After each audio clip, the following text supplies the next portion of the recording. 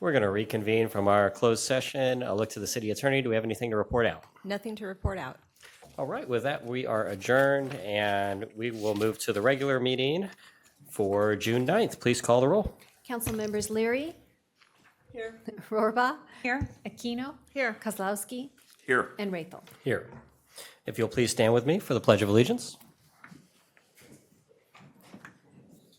I pledge allegiance to the flag of the United States of America and to the republic for which it stands, one nation, under God, indivisible, with liberty and justice for all.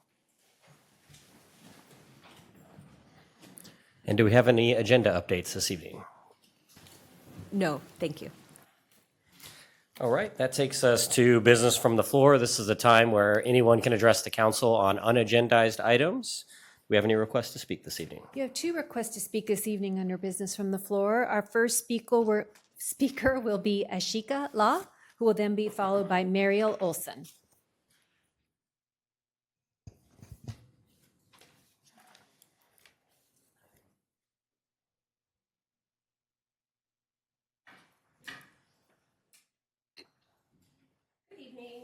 Asha Galal, and I serve as the Parks Administrator for San Joaquin County Parks and Recreation, and as the California Park and Recreation Society's Region 1 representative on the State Board of Directors. The CPRS Annual Awards Program celebrates outstanding examples of quality facility and park design, programming accomplishments, effective communications, community leadership, and professional successes that take place every day throughout California. Through our awards program, we recognize the people, projects, programs, and stories that strengthen communities through parks and recreation. Tonight, I am honored to recognize the City of Folsom's Parks and Recreation Department as one of only 8 recipients statewide to receive a 2025 CPRS Marketing and Communications Award of Excellence in the Print and Collateral Design category for its Parks and Recreation Annual Report. For the first time, the department brought together the full story of Folsom's Parks and Recreation into a single cohesive document designed to build trust, increase transparency, and help residents better understand the impact Parks and Recreation have on community health, connection, and quality of life. What stood out to the awards judges was not simply the quality of the design, but how effectively the report transformed complex information into a clear and accessible story. Through compelling photography, thoughtful storytelling, easy-to-understand visuals, and a transparent look at accomplishments, financial stewardship, and future goals, the report helped residents and decision-makers better understand the value and impact of the department's work. The annual report also celebrated the people behind the work, recognizing staff, volunteers, partners, commissioners, and community members who help make Folsom's parks and recreation system so successful. In doing so, it became more than a report. It became a tool for building understanding, pride, and trust throughout the community. The report serves as a reminder that Parks and Recreation is about more than facilities and programs.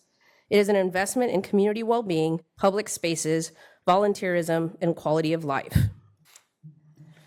This one-of-a-kind award plaque was handcrafted by an artist through CPRS's partnership with Piece by Piece, a Los Angeles-based nonprofit that provides employment opportunities and job training through the creation of artwork made from recycled materials. Please join me in congratulating the City of Folsom's Parks and Recreation Department on receiving the 2025 CPRS Marketing and Communications Award of Excellence for its Parks and Recreation Annual Report. Congratulations. Thank you for your continued commitment to strengthening communities through parks and recreation. Thank you. You're welcome.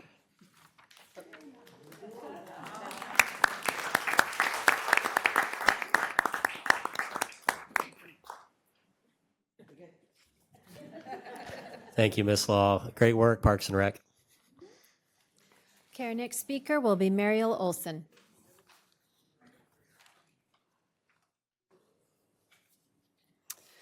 Good evening, Mr. Mayor, Madam Vice Mayor, and council members. Thank you for letting me speak tonight. And I'm hoping to introduce to you some different kind of aspects of our zoo and sanctuary that do pertain eventually to our budget. Here are some attributes that I've observed in my time as a docent in 3 years. Many people, as you know, are afraid to speak to strangers these days. Maybe they've gotten an angry response or even a confrontation once. But spend some time with us at the zoo, and you'll see we're a zoo sanctuary for people, too. Someone will make an observation at an enclosure about an animal, and another stranger picks up the conversation. Someone knows that Pogo, our cockatiel, loves to sing and dance to Baby Shark. And once again, I get to hear Baby Shark, but with a chorus of adults who are also flapping their wings and bobbing their heads. That causes a lot of laughter and a lot of fun. And a child that I met at our holiday lights, who was a very afraid, nonverbal child, was at the zoo one day with his dad. And he was over, and he was so happy. He was signing, happy, happy, happy, happy, happy, because the bobcat had finally come out. Okay. A stranger signed back, happy to him, and his father, who was beaming, said he hardly ever signs in public. So this was a big moment for Dad. The mountain lion jumps 15 feet up to her roost, and a little shy girl dressed in a beautiful little Disney princess dress said, "They can do a running leap 45 feet, and that's why you don't run from a mountain lion." The adults were very impressed, first of all, by the fact that she knew a 45-foot leap, and secondly, that she was dressed as a princess. A grandpa is bringing yet another of his grandchildren with him to the zoo. He says he comes every day, and since in the last 3 years, I have counted 7 times on my answer days when I wander around, that I have met him with a different child. He's either meeting children on the street and dragging them in, or they really are his grandchildren. But in that same spirit, one day I was wandering around as an answer person, and I saw a lady sitting on a bench with tears on her face, and so I came over and asked her if she was okay. And she said yes, and then she said, and no. She said, my mother died just a few days ago, and she used to bring me here when I was a little girl. So I'm sitting here having happy memories of my mother. So that grandpa was right, and that grown woman was having a wonderful time remembering to being a child with her mother. Ms. Olson, if you could wrap it up. Okay. Well, also, I wanted you to know that I have had relatives coming from Sweden who drop in without me because I don't want to be associated with them right now. They're difficult people. Could you make your closing comments? Yes, but I do want to let you know that all the people that I've met from out of town have either had a lunch before they go back to where they are going, or they're staying in town at a hotel. So there are actual budget benefits to our zoo. So please come and see us at the zoo and watch in the sanctuary and participate with Pogo. Thank you so much. Mm-hmm. Okay, you have no further request to speak under business from the floor. All right, that takes us to our consent calendar. We have some public comment on item number 4, and I'll look to my colleagues if we would need to pull anything else.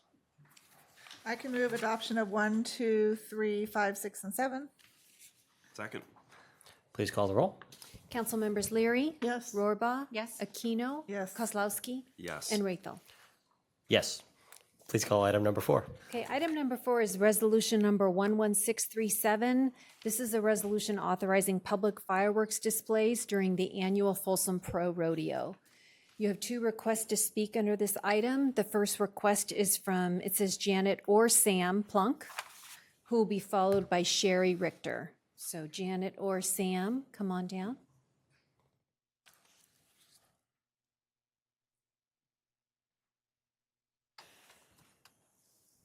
This one or this one? The smaller one here. This one. Thank you. And you can move it around if you want. Thank you. I always feel like a deer in the headlights up here. So thank you all for providing me this opportunity to speak on this item. So I live in the neighborhood right directly below the fireworks. There's 12 homes down there. And the fireworks are both amazing and terrifying. And the past several years, well, the fire department is always up above on the Johnny Cash Trail to mitigate the fire concerns caused by the fireworks. And for the last 5 years, we've had CERT volunteers down there to help us out as well, because prior to that, my husband and I had put out a few fires on our own with our little fire cans. We pick up approximately 50-plus little barrels around our backyard and our neighborhood. Well, more in the neighborhood, but just around our house. So it's a real imminent danger down there, and any of the CERT volunteers that have been down there are in disbelief if the winds are blowing that way, kind of what's raining on us. So anyway, I know that we've had some changes in the department, so I'm just here to just hope that the city and its departments will continue their efforts and to mitigate the imminent fire danger that the fireworks puts on. Like I said, it's both amazing and terrifying. So that's it. Thank you. Thank you so much for coming out tonight. Okay, your next speaker will be Sherry Richter. Good evening, and thank you for letting me speak as well.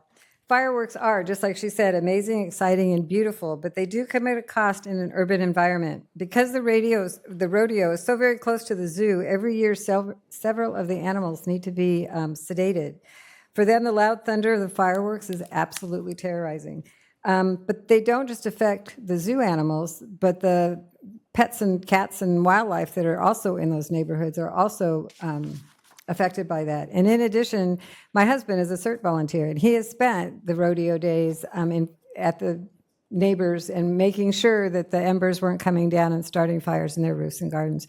So something to consider. I mean, Rockland just had a celebration, their red, white, and bluegrass celebration of Rockland, and they used drones this year as a way of entertaining the folks. And so maybe, obviously not this year, but might be something that would be considered in the future. Thank you. Thank you.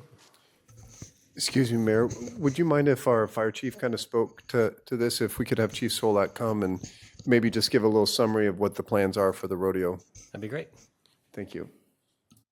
I think he also has some information that he can share with us about the number of fires and the risks there.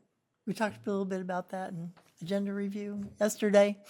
I'm sorry, Councilmember Leroy. I said you had some statistics about the number of small fires that occurred along the parkway last year, I think. Anecdotal. Yeah, anecdotal, just based on my but- conversations with staff. But Mr. Mayor, members of council, staff, Jason Solak, Fire Chief, I share a lot of the concerns with our community. First year as a fire chief, so there's a lot of asking questions and trying to understand what our plan is to help mitigate the fire concern. I will share that there is a direction for me to have an increased presence down in the Leitersdorf Granite Circle that one of our community members lives in. There is a real potential for the fallout. We're increasing the fallout area to keep folks out of those areas. We'll have an increased presence. There's a new hydrant that's located on the northwest corner of the rodeo grounds, and so we're going to deploy some additional resources on the trail and monitor and patrol that area. And we will also have personnel and crew down on Leitersdorf and the Granite area to be patrolling down there as well. So I had some other questions, if you don't mind answering them. I mean, one of the big risks is wind, and that's something that we can't control on the days that the rodeo's taking place. And that I'm thinking the number of homes in the historic district with wood roofs that aren't as fire resistant as the newer materials or tile are also at a higher risk than homes in other areas. I don't know if there's been an assessment on that, but I certainly think it's a big risk. I'm sorry, go ahead. That's okay, go ahead. Yeah, personally, I've not had eyes on the roof structures of those homes, particularly in that area, but it is something that we'll take into account. Yeah, I think it's one of our higher risk areas in town, and not just right around the rodeo, the historic district. Yeah, just in a general, shake roofs are certainly more prone to fire embers and hot objects, yes. Yeah, and I want to echo the concerns of the zoo for having to have personnel on during the evening and sedate the animals. I mean, that comes at a cost to the city. And I got a number of complaints last year for illegal fireworks in the neighborhoods in my neighborhood, but also concerns about people that live around the historic district area, because I have a number of friends there and it's a cost to them to have to take their pets to the vet and get them sedated. So I would really hope that we can move forward to looking at the cost of and switching over to drone shows as well. Intel did an amazing drone show a few years ago when they were here in full force. But the average cost is somewhere between $15,000 and $50,000. And I don't know what the cost of fireworks are, but I think people enjoy drone shows as well. And that's probably something we need to work with the chamber on. I think it's probably the chamber that purchases those, as I know it's not the city. But I just want to bring those things up too, because we're living in a time when, there's increased fire risk year round. And having the fireworks where they are next to a state park and homes is, I think it's unacceptable at this point. Yeah. So just a couple of things. So so to your point about illegal fireworks, I know that the city is making great efforts to have an increased presence and try to deter a lot of those illegal activity fireworks. They do cause issues within our community, both to the folks that are using them as well as to the wildland vegetation and the homes. As it relates to the specific contractor for the rodeo, it is a professional outfit. They are licensed. They're credentialed through ATF, Alcohol, Tobacco, Firearms, Explosives. They are certified through the State Fire Marshal's Office, and they do take wind into account as they set up I'm not an explosives expert, but they do take wind and weather into account. There's a minimum height that the mortars have to detonate at, but we have the ability to have a conversation in real time about wind variance and things to try to keep the fallout in a smallest area as possible. Thank you for that. I'd like for us, I don't know, I will explore this with whoever's purchasing the displays, let's say fireworks versus drones, and see what we can do to minimize the risk going into the future. Thank you. Just one thing. The wood shake roofs haven't been put on houses in a good long time, and there's an really, really vanishingly small number of those in anywhere that's near a rodeo park, just so you know. No, I understand that, but people don't replace them until they have to, right? Yeah. Any other questions? Thank you, Chief. No question, but just a comment. I do appreciate the concerns from the residents. I also have to, I feel for the zoo animals. I have to sedate my dog. He absolutely hates a noise of any kind. But what's so frustrating to me is when you're going to do fireworks around the 4th of July, everyone anticipates that, right? We know that they're going to happen those three nights of the rodeo. I sent some messaging to the city manager today for that another city did that I thought was really good. And maybe we have to say, look, this is the fireworks show. We encourage you to go watch it because if you do anything illegal, we're cracking down this year. What's so frustrating to me is that illegal fireworks happen year round and you can't sedate for those because you don't know there's going to come. Maybe 3 nights ago in Empire Ranch, just all kinds of illegal fireworks in the middle of the night. I have faith in the fire chief that he will make sure that conditions are appropriate and that all precautions are taken. We did last year, tell the sheriff's department no that they could not have fireworks during their rodeo in October, I think it was. So again, I appreciate the comments. I share the concerns. I think, maybe going forward, yes, there's always drone shows and things that we can look into, but people are going to do things, but I just wish that we could just kind of say, hey, if you want to participate in fireworks or enjoy the fireworks show, this is the one to watch. and leave everything else out of it, right? So I'm looking forward to some enforcement on illegal fireworks in our city this year and lots of hefty fines. Happy to entertain a motion. I move Resolution 11637. I'll second. Please call the roll. Council members Leary, Yes. Rohrbach, Yes. Aquino, Yes. Kozlowski, Yes. and Rethel. Yes. That takes us to new business. Please call the next item. All right, new business item number 8. This is resolution number 11644. This is the resolution authorizing the city manager to execute a construction agreement with Consolidated Engineering, Inc. for the pavement resurfacing project and appropriation of funds.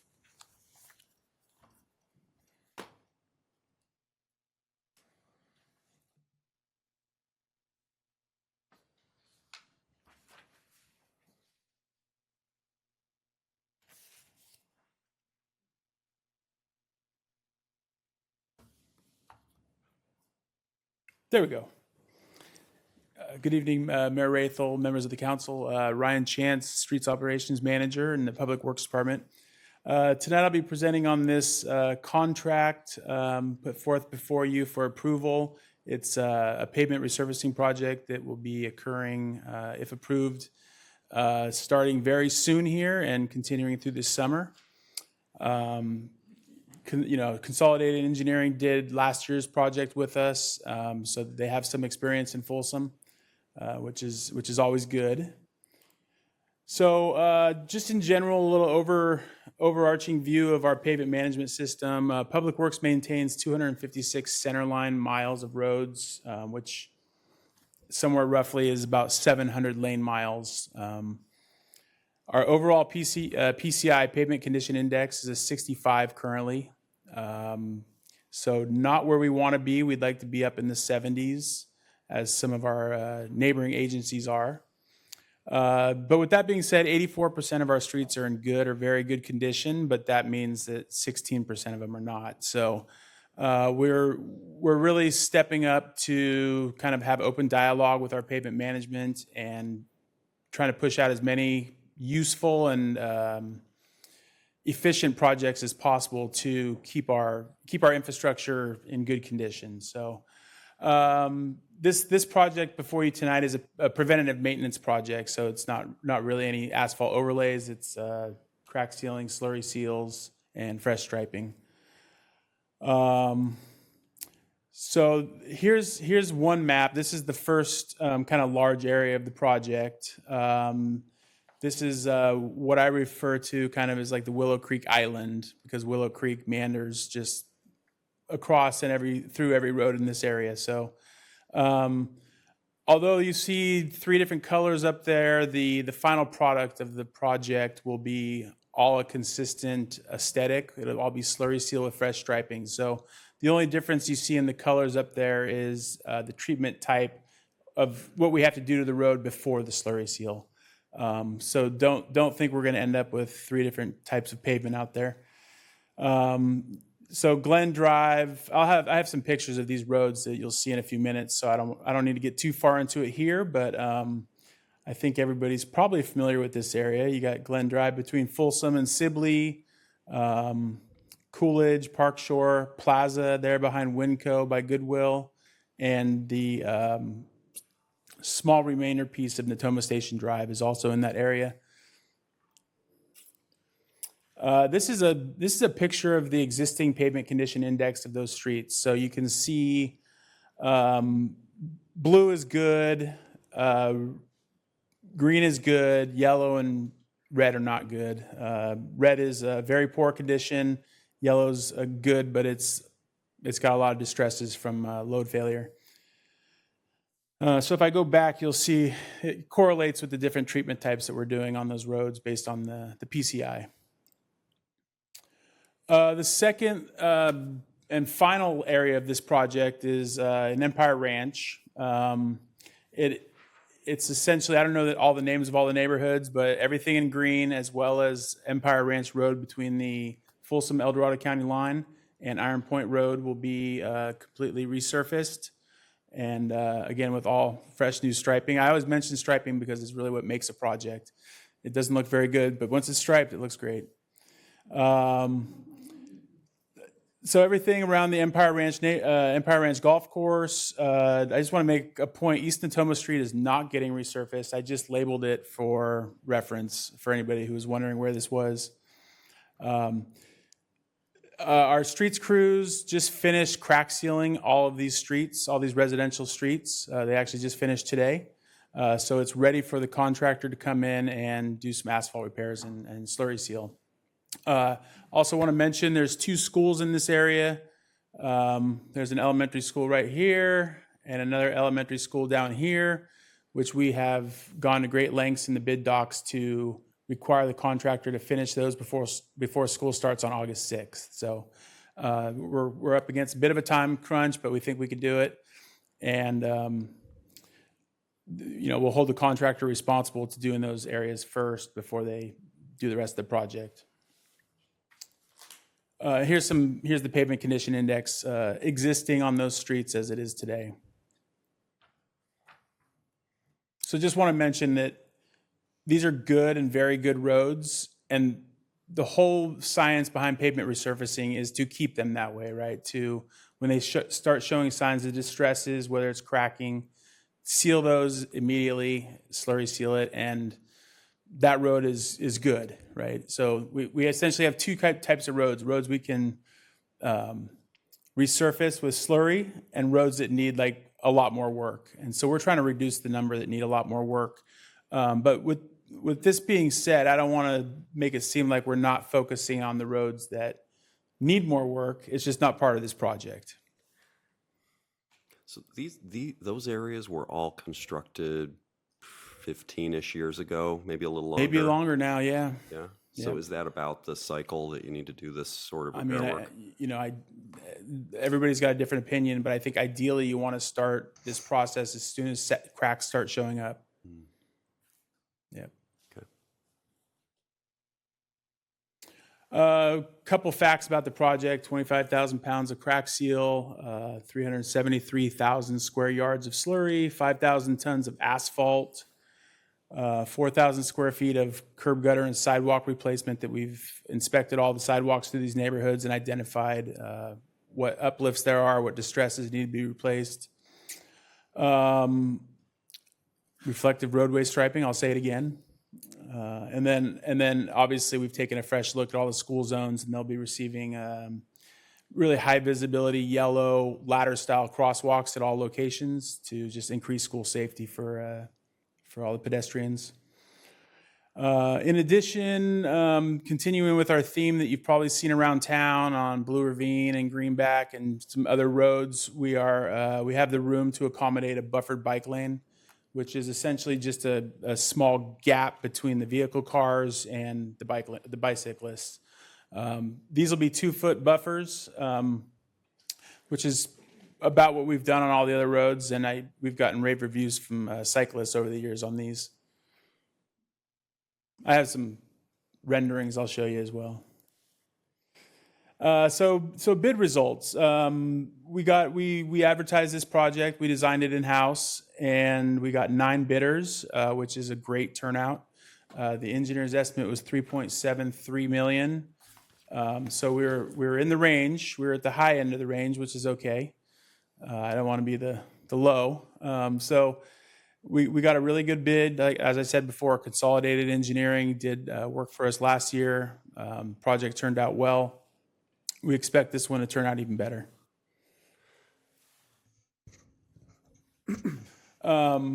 So I just want to say I'm not a graphic artist, so this is all done with the use of AI. But I think it really delivers the point of what we're trying to accomplish here, and that's not only keep our roads looking good, but also increase the aesthetics of the city. And with that comes property values and economic development and investment. So that's always something we're thinking about in pavement maintenance. So you can see here, this is Empire Ranch. It's got a lot of cracks. The striping's faded pretty bad in some areas. You can see the buffered bike lane here. Just gives that extra bit of space to the cyclists. This is Glen Drive between Folsom and Sibley. This was slurry sealed probably 15 years ago now. So it's past its useful life. This road has already been crack sealed by our streets crew and is pretty much ready to go with the exception of some asphalt repairs. And then we have Plaza Drive. The picture on the top left is the section there that's severely distressed, and you can see it in the pavement, and it really needs some work. That's all base failure. So the plan here is to mill out 3 inches, put back 3 inches of asphalt, and cover it with a slurry seal. So schedule. So we're here tonight asking for award of this project. And if that's approved tonight, which hopefully it is, we are fully prepared and been talking with the contractor to have a pre-construction meeting and issue the notice to proceed next week. Everybody knows that school zones are the priority, so that's why we're pushing so hard to get it started ASAP. So essentially, if everything goes as planned, which in construction it always does, right? Asphalt repairs, those are the order of operations that you see up there. Asphalt repairs, concrete sidewalks. So I already mentioned August 5th. We also do mass mailers and notifications to all the affected residents. As you can imagine, everybody's got a party or a graduation that conflicts with the construction schedule. So we work really closely with all the property owners and accommodate as much as we can in the schedule.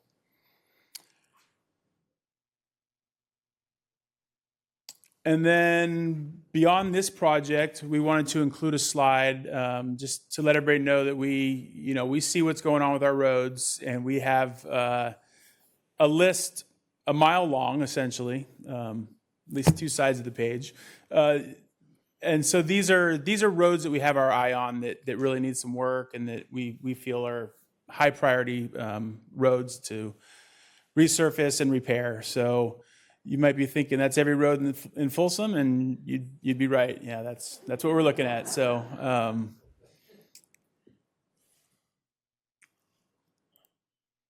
anyhow, that's the end of my presentation. I'd be happy to field any questions anybody has. Thanks, Ryan. Sure. Councilmember Aquino.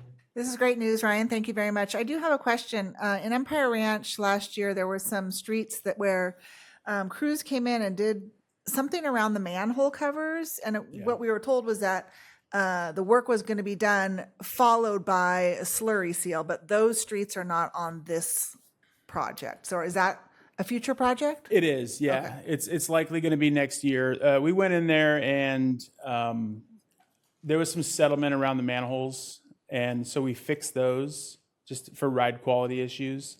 And we tried to change order it in with Consolidated last year, but there were some other parts of the change order that were around other schools. So we ended up just pulling it back to not complicate. I mean, you don't want a slurry seal in front of a school, trust me. Right. Not that I've ever done that or would, but I can imagine. So we pulled that back. So it's still on our radar. Okay. All of Broadstone, all those residential streets off of Broadstone, Iron Point. Got it. Okay, yep. Thank you. And Mr. Mayor, if I could add, want to thank Mr. Ryan Chance for his efforts getting this out there. This, I would like to say, is kind of our kickoff for renewed focus into our street maintenance programs. Appreciate his leadership in getting our street crews out there, crack sealing on a regular basis. We're going to, he mentioned being done with those neighborhoods. Every sunny day is our goal to have our crack seal machine out there, crack sealing the streets throughout town. This is a big deal. As you mentioned, you saw in the picture Empire Ranch Road, you see those kind of linear cracks. That is, right now, it's kind of that important time to do something, because one more wet season is really, really a hindrance to the quality of that roadway, because the moisture enters into the base, then you get the expansion and contraction from the heat and then the cold. And so what we're trying to do is get ahead of that, because this type of project, although this is a $3 million project, we're literally doing miles of roadway at this cost, where if it's a complete grind out and replace, you will get far less coverage. And so we really want to focus on improving the quality of our pavement, not just the quality of our pavement, but just the look and feel of our thoroughfares with the striping. And so this is kind of that first step. On there, we wanted to let the folks know that this will become more of a regular appearance on the city council, that we want to have projects like this at least twice a year, where we're a little late this year. Normally, we would have a kind of a bid coming at you like the end of the calendar year, so that we start earlier in the spring. And then we have a secondary project that happens, late summer, early fall. And so that's going to be the process. Other neighborhoods that we want to get into, we're on the list, like the Parkway, for example. So if you're not on this project, we're coming, as Mr. Chanson mentioned. So we're excited about this, and we look forward to seeing improved pavement conditions going forward. Thank you. Yeah, and our crews are out every day crack sealing, and the mayor's going to join us next week. We're looking forward to it. Absolutely.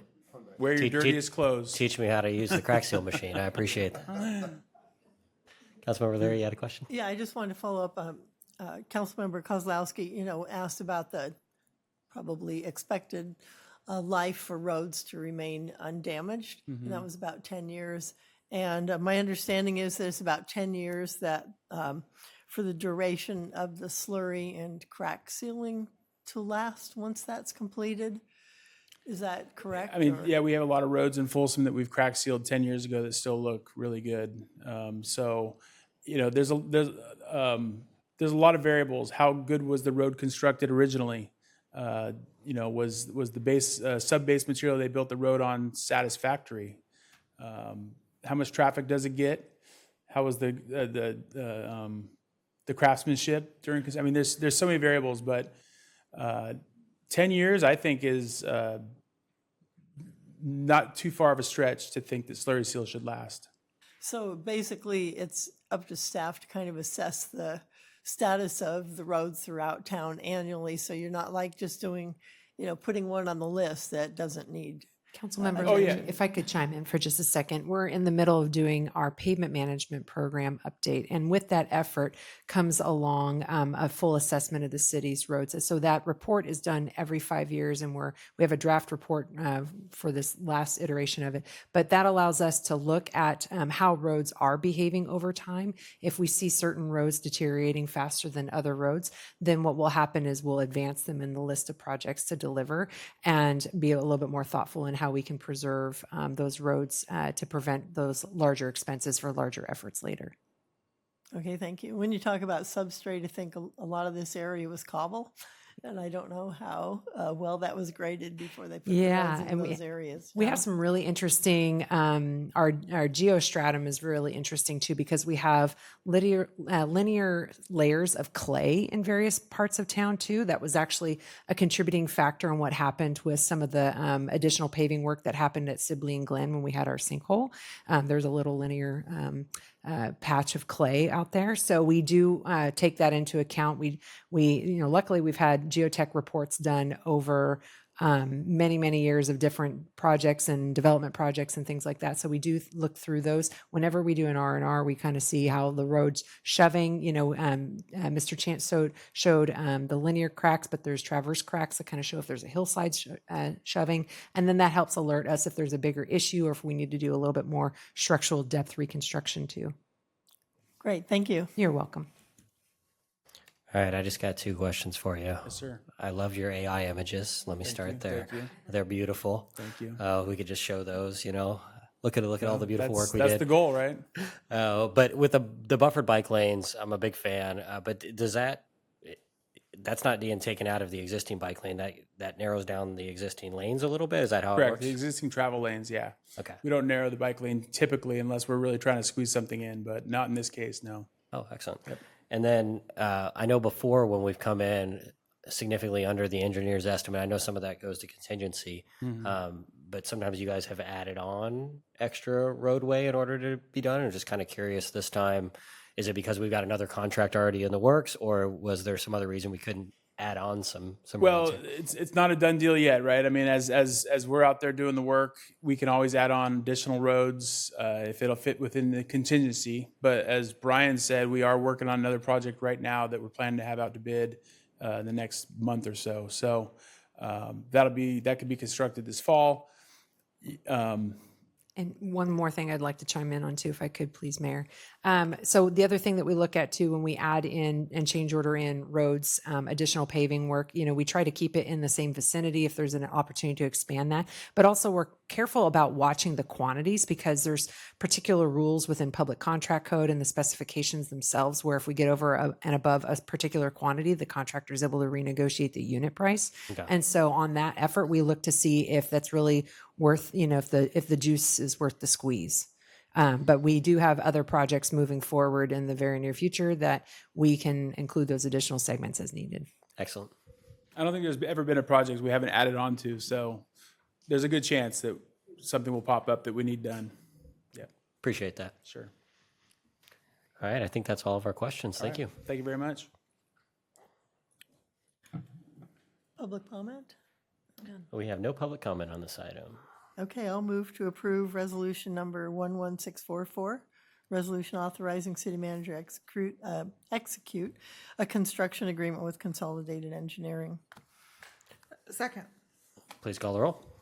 Council members Leary. Yes. Rohrbaugh. Yes. Aquino. Yes. Kozlowski. Yes. And Raythel. Yes. That takes us to our public hearing section of the agenda. Please call the next item. Yeah, public hearing item number 9. This is resolution number 11646, a resolution to amend prior resolution and adopt an amended fee schedule for the ambulance cost recovery program provided by the fire department.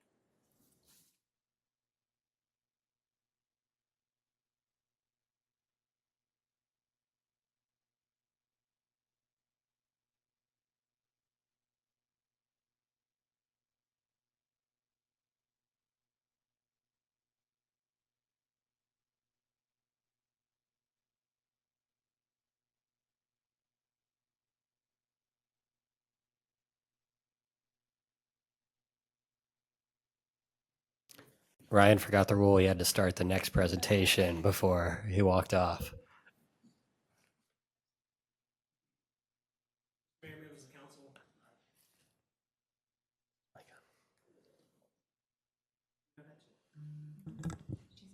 There we go. All right, Mr. Mayor, members of the council, staff, community members, Jason Solak, Fire Chief. Tonight, I'm here to discuss ambulance cost recovery program. The recovery program for transport services is authorized in the Folsom Municipal Code as well as the California State Constitution, Prop 26, and Government Code. It allows us to essentially implement a fee-based service for providing a service. Part of that government code requires us to conduct a fee study and project, if you will, what the cost of providing that service is.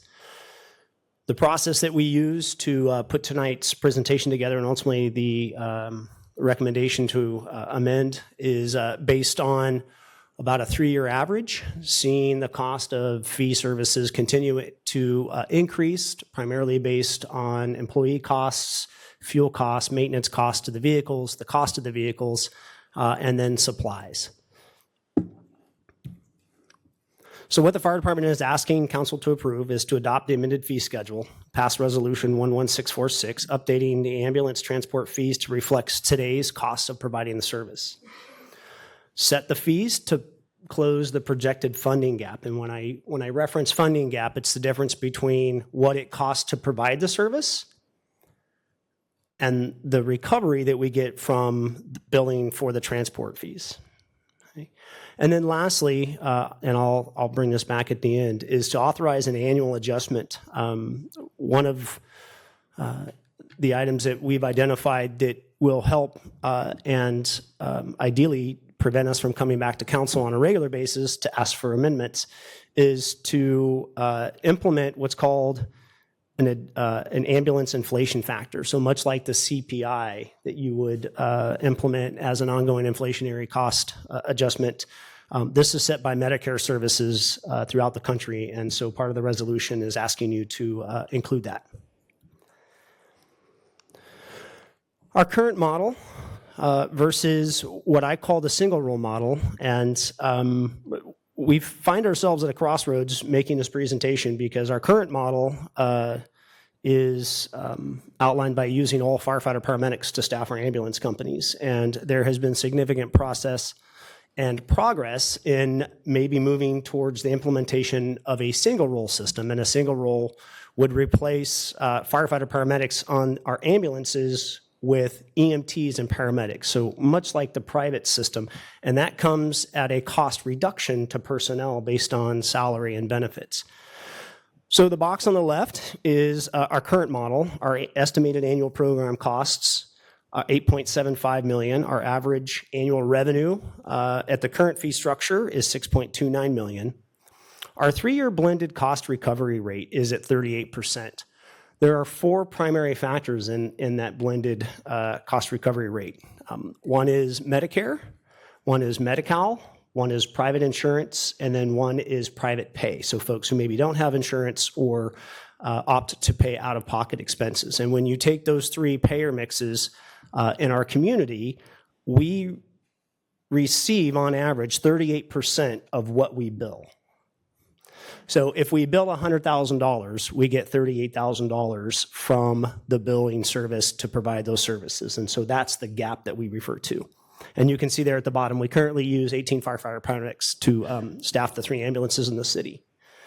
The single role essentially just lowers our personnel costs, which is the primary factor. So from 8.75 to 8.24, our revenues are predicted to remain the same. So changing how we deploy the model doesn't change the cost revenue generation, but it lowers the overall cost of providing the service. Our recovery rate blended still at 38%, and then the model would have 20 folks, 6 firefighter paramedics, and then 7 EMTs and 7 medics working in conjunction as an EMT paramedic that would make up the crew on the ambulance. So under our current model, our annual general funding gap is $2.46 million when compared to what we anticipate on an average recovery rate of $6.29 million. Again, in anticipation of moving with this model, as known as the single role in the future, you can see that the funding gap significantly reduces to 1.954 from the 2.4, 2.5. And then again, the revenues recovered would remain consistent for the services billed. As I mentioned, costs have risen and fees have not kept pace. Cost of inflation, cost of services, the ambulances, the fuel, employee costs. We have some tremendous folks, and the city really tries to maintain a competitive market with our employees. In August of 23, council did adopt an amendment to the fee structure. And at that time, the direction was to adopt the average of the region for both the ALS rate and the fees, the independent fees that I'll highlight here in a minute. It did not include the AIF, and it did not close the funding gap. So we've seen that gap continue to escalate over the years as our costs for services have increased, but yet we use the average in the region. And then today, the general fund now subsidizes or helps contribute the balance of about $2 to $2.4 million on average over the last 3 years. An example of the reimbursement cap as I talk about the payer mix and how that works. Transports are billed to Medicare and Medi-Cal, which reimburse far below the billed charges. So there's a contract rate that Medicare pays, and then there's a contract rate that Medi-Cal pays. The city cannot collect above what those federal and state caps are, and so we're left to supplement, if you will, the difference in the fee for providing the services and the cost of providing those services. So as an example, our reimbursement by payer, so private insurance, this would be folks who have Sutter, Dignity, UC Davis, private healthcare. We receive about 81% of all charges billed from our private insurance companies. Medi-Cal, we receive 38%, and that is, again, based on what the state cap rate is, plus an augmentation from the PPG-EMT fund, and I'll come back to that if you guys don't remember what that is. But it's a public funding mechanism to help public providers recover more than the $118 that Medi-Cal would normally provide as payment for a transport service. Yeah. And then Medicare at 18.5%, and then again, private pay uninsured at 9%. So on average, over the 3 years, we bill $2,981 for service, and we actually collect $1,099. And we average 5,290 transports. And so as we continue to increase the number of transports, that disparity and that gap continues to escalate. How do we compete or look on a regional basis? So the red line on the chart is where Folsom currently is. We currently charge $2,158 as our base ALS rate. Our folks to the north in South Placer are at $2,294. Consumnes at $56.55. Sac City, the city of Sacramento, is $3,108, and then Sac Metro is $3,495. Sac Metro just did a fee study, much like ourselves, and came up with that rate. The bar at the top is what we are recommending as an adoption for our ALS base rate of $3,071. That will put us right about the middle of our regional partners. It's important to note that Consumnes has just launched a fee study, and so we're anticipating them increasing their fees in the coming months. So you can see the current fees there, ALS base rate of $21.58, our average mileage, oxygen, cardiac monitor, ALS supplies, what the regional average is at $28.88, and then what our proposal is based on our specific fee structure. And again, as models change with staffing models, number of ambulances, payer mixes in the communities, as those change, simply adopting the regional average while it gets us in the ballpark doesn't fill the gap entirely. And so every community really owes it to themselves to conduct a fee study to determine what those fees actually are in their jurisdiction. The other question that we get asked a lot is, how do we compare to the private providers? And as I engage in conversation with our community members, we talk about transport fees. Historically, the fire department has always been fire-centric, and over the last 30 plus years, we've expanded our services to include a lot of ALS. And so I share with folks, if the fire department doesn't provide the transport fees, a private for-profit provider will, and be that AMR or medic. And so you can see on the left there what the average private provider is charging at the $49.12, what their other associated ancillary fees are, and then where our proposed fees will be should you approve the recommendation and the resolution, and then the difference. So it's pretty substantial. So what I say is I think we're offering an as good, and I would argue maybe an excellent service to our community. I know the Folsom Fire Department takes a lot of pride in our paramedicine, and we're doing so at a cost that is the best deal around. So the fee structure, again, just outlining the differences between our current model and what we anticipate being the model moving forward to the single role. The way this works is you go through the fee study and you add up all the associated costs, and then you take what you typically receive in terms of reimbursement. And then you have to reverse engineer the number based on the payer mix. So you have to do some math, and I have a wonderful staff that is here tonight in support. And I think all of us are going cross-eyed looking at numbers, so my hat's off to many of those in the room that look at numbers all day long. Sometimes it just gets blurry. So based on our current model, the reverse engineering, if we were trying to fund that gap, that $2.46 million gap, we would have to increase fees $1,224 and change the base rate to $3,323. Again, in anticipation and being an optimist, I think that we're making really good progress. And so we felt that it was prudent to do the numbers and run the fee study based on the single role implementation.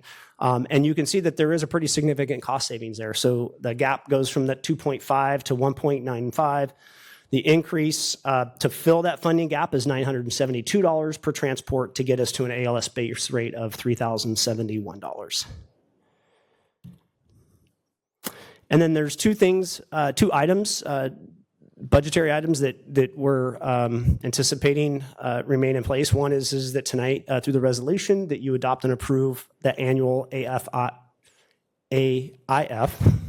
adjustment factor, which is the inflationary, and then continue to support, as we have for the last several years, participation in the PPG-EMT, which is that public provider funding mechanism by which we provide a large sum of money into a pool. We get some matching dollars from the state and the feds, and then we increase the recovery rate from the $118 on a Medi-Cal charge to about $1,100. So still far short of what the charge rate is, but certainly better than the base rate for about $118. So closing the gap beginning in 2026, again, should you approve the amendment and the resolution, it's our projection that the $1.95 million funding gap, if we implement the fees effective July 1, 2026, that we will cover that gap and eliminate that gap and not have to provide additional funding from the general fund to pay for the transport services in the city of Folsom. So our recommendation is to pass and adopt Resolution 11646, a resolution to amend Resolution 11094, and adopt amended fee schedule for the ambulance cost recovery program provided by the fire department. And with that, I'd be happy to take any questions. Questions, Councilmember Kozlowski? Yeah, I have two quick ones. You talked at the beginning about the potential to change the staffing of the ambulances. There wasn't a suggestion buried in there that we were going to displace any current firefighters, right? Great question. No, sir. If we implement, provided that we continue to make progress and arrive at a full implementation, there's absolutely zero change to our current employee structure, their pay, their benefits, or their classification. Perfect. Yeah. And then the closing this gap, is it dependent on making that staffing change, or is that potentially a little bit of additional? It's not exclusively depending on making the change, but the change provides us the opportunity to implement a lower increase. So rather than the $1,223 increase, we would see a $972. Got it. Okay. Thank you. Yes, sir. Vice Mayor, questions? No questions, just thank you for doing all this work to close the gap. I think, last year was a struggle for all of us and the things that we had to do to make changes for our financial stability. So I do appreciate all the work. And thank you for the number too, showing the difference between the service that we charge for to a private company like AMR, because that, as I said in our agenda review, that is a question I get all the time, is why don't we privatize? So that was quite a big difference. So thank you for that. No, you're absolutely welcome. And I'll reserve comment. Councilmember Leary, any questions? Thank you. Thank you for putting all that information together.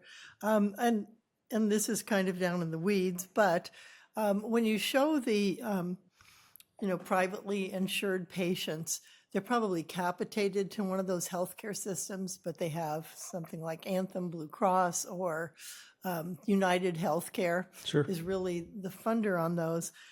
But when you put up the numbers about the payments by those privately funded ones, are you billing Medicare first and then the supplemental? And I'm just wondering if there's a difference in the cost recovery, because sometimes the supplemental insurance doesn't necessarily cover the ambulance rides. So that's a great question, and I don't want to misspeak. If I can answer part two of your question, and I'll defer to maybe my colleague here who might be able to give me that answer. And if we're not, we'll certainly make clarification for you. But it's my understanding that our third-party billing company, Whitman, makes the initial attempt to collect. If there's secondary insurance, they will bill the secondary insurance. And if the secondary insurance denies the claim, then we would send a bill to the individual, and then we start the process of discussing potential, compassion billing policies or hardship billing policies. It's not lost on me that that EMS in this country is expensive, and One thing that we started to discuss internally, and I'll look to the city manager and council and many of the staff members here, is considering the adoption of a policy from council on what our compassion billing policy should be, so that we're not the ones on this side making the decision on what we feel is or isn't a hardship. There's some guidance in the city right now, but my personal belief is that it would be great to have some guidance and policy direction from council. I appreciate it. And I ask that because patients, or people who are insured will look at, like this list and say, oh, gee, I have private insurance, so 80% chance it's going to get Yes. fully pay for it, and Yeah. that may not be the case. And that it's a confusing process for It patients. can be, all yes, of the time, myself trying to included. cover those bills. The Yeah. insurance company is complex. Yeah. I don't know. But There must be Whitman, a- our party billing agency, does make several attempts to collect from the insurance companies before they would send a bill to the individual. Okay, thank you. You're welcome. Councilmember Aquino, any questions? No question, just a comment to express my frustration. And maybe this is a conversation we need to have with our state and federal representatives, but I mean, this is exactly what's wrong with healthcare, right? That the private payers are subsidizing the rest of the population that has, government insurance. And you didn't have a slide up there, but it was in your staff report that, for example, Medicare accounts for 60% of our transports, yet they only bring in 18.5% of the fees that we charge. Yes. Private insurance counts for 21% of the transports, but they account for 81% of the charges that we collect. So it's just a microcosm of what is wrong with the insurance industry. And I say that as a health insurance broker. So thank you for your work. You're welcome. And also how important it is to keep getting young people to move back to Folsom. Yes. Keep the city young because Medicare reimbursement is low. Yeah. I have no questions. I think I just want to express my appreciation. I know one of the things that comes up with my constituents from time to time is just the assessment at scene when a patient is not transported. I was glad to see before that was increased quite a bit. With this increase, it's pretty minimal. So I just want to express my appreciation that we kept that as reasonable as possible for folks that are not transported. So Yeah, we're not and- misusing resources by transporting people that don't need to be. Absolutely. Yeah. Yeah, I appreciate that. A lot of compassion went into the thought of what could we do without using taxpayer money to subsidize or alternatively fund the transport service for our community. So appreciate that, sir. Thank you, Chief. All right, we're going to go ahead and open the public hearing, You have no request to speak on this item. and we are going to close the public hearing, and I'll entertain a motion. Mr. Mayor, I'll move that we approve resolution number 11646. Second, Please call the roll. Council members Leary, yes. Rohrbaugh. Yes. Aquino. Yes. Kozlowski. Yes. And Rethel. Yes. And please call the next item. Okay, item number 10 is the Toll Brothers at Alder Creek project, and there's a request to continue this item to June 23rd from the developer. Excellent. So Yes. I move to continue the Toll Brothers item till the June 23rd meeting. Second, Please call the roll. council members Leary, yes. Rohrbaugh. Yes. Aquino. Yes. Kozlowski. Yes. And Rethel. Yes. Please call the next item. Okay, that takes us to item 11, resolution number 11642. This is a resolution adopting the 2025 Urban Water Management Plan and Water Shortage Contingency Plan and authorizing the city manager to submit the plans to the California Department of Water Resources and to the California State Library. Thank you, Krista. Mayor Rethel, members of the council, Marcus Yasutaki, Utilities Director. I have a brief presentation, at least by my past history of presentations for the council consideration this evening for the 2025 Urban Water Management Plan and Water Shortage Contingency Plan. So just a quick background, last plan was completed in 2020. This is required by the California Water Code Section 10620. We need to complete these if we do want to get state grants from the Department of Water Resources. It must be held at a public hearing, adopted by City Council, and then in this, we also need to adopt a water shortage contingency plan. So these are the contents of an urban water management plan. I'm going to focus on the three that are highlighted in red, so I won't read them all and get right into it, knowing that we've got our budget discussion this evening. So just to get people familiar with the city's water service area, you can see on the map here, just where the water is served by Folsom. One is the Ashland area, which is kind of the pinkish area north of the river. And this pointer, I think, is out of battery. And there's not another one here. Then you've got the purple, the darker pink, the green, and the yellow mustard color. Those are all what's considered Folsom, Maine. And this is just part of how our water permits are identified within the city. So we have an Ashland permit and then a Folsom, Maine. Just to give you some brief history on water use, you can see from 2021 to 2025, just the total water use within the city, a little over 19,000 acre feet in 2021 and a little less than 20,000 acre feet this past calendar year. So thank you very much. So you can see it does trend with growth within the city, but you can see when we do have some years that are drier, we do have reductions in water use just based on customer activity and behavior. Projected water use in the Ashland area, this is kind of the important number here is the build-out number that we have to show are the 25 years out in Ashland, about 1,180 acre feet in total amongst those different classifications. For the Folsom, Maine system from 2030 to 2050, we have about a 3,600 acre foot increase in water use, even though the city does project to go by many more accounts south of Highway 50, and this does include the area in and around Aerojet. So even though Easton Place and Glenboro at Easton are not developed, those numbers are factored into our projections. And this is the total when you add Folsom, Maine plus Ashland, because that's what's all in the city's water service area, even though it's not all areas are within the city's service boundary as a city, like the Aerojet area. So just a quick update on entitlements and contracts. This table just identifies all the city's water contracts and entitlements that we have, the pre-1914 rights, the CVP repayment contract, the agreement we have with San Juan Water District, and this is for the Ashland service area, and then the Get A and Get B supplies, and that's groundwater extraction and treatment, which is an agreement we have with Aerojet, so water that they treat currently and you just put on overland.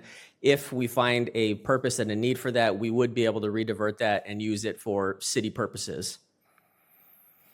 So in total, about 38,350 acre feet per year. Part of what we have to do is a drought risk assessment. So the plan requires us to look at multi-year droughts, and the numbers here are just the reductions we would anticipate in each one of the contracts. The two pre-1914 contracts have a 0% cut, so we don't anticipate any cuts from the Bureau of Reclamation.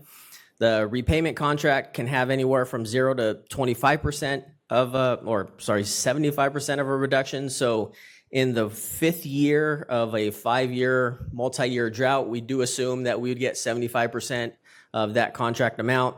The Ashland contracts is built in. It's got a 35% reduction, and there is no reduction in the groundwater that Aerojet is pumping and treating. So when we look at the year types, this is the amount we would reduce the amount of supplies for each one of those contracts. So just what does this look like? If you looked at the total contract amount, you would see that we would maintain the full amount of 22,000 acre feet of pre-1914 here, 5,000. 75% reduction gets you to 1,750 and so on down the list. And you would look at the total supply for potable water, little less than 29,500 acre feet. The raw water supply of 3,250. So in total, little less than 33,000 acre feet. And to spoil the rest of the urban water management plan, that's sufficient for the supplies that we have or the demands we have at 2050. And this table, I won't read it all, but sums it up. But you can see out in 2050, even in the fifth year, we still have a surplus of a little over 11,000 acre feet of water supplies. So now on to the water shortage contingency plan. This plan is required to identify how the city would respond to foreseeable and unforeseeable water shortages. We need to develop procedures to determine what our annual supplies and demands are, so we have a process for doing that. Will there be a supply shortage or a surplus? And as I showed before, our documents show we will always have a surplus unless something drastic changes in the next 25 years. We have to identify what our response plans are to close any gap if our demands were to exceed the supplies. And then we're required to identify any legal authority the city has or the enforcement of any of our response actions.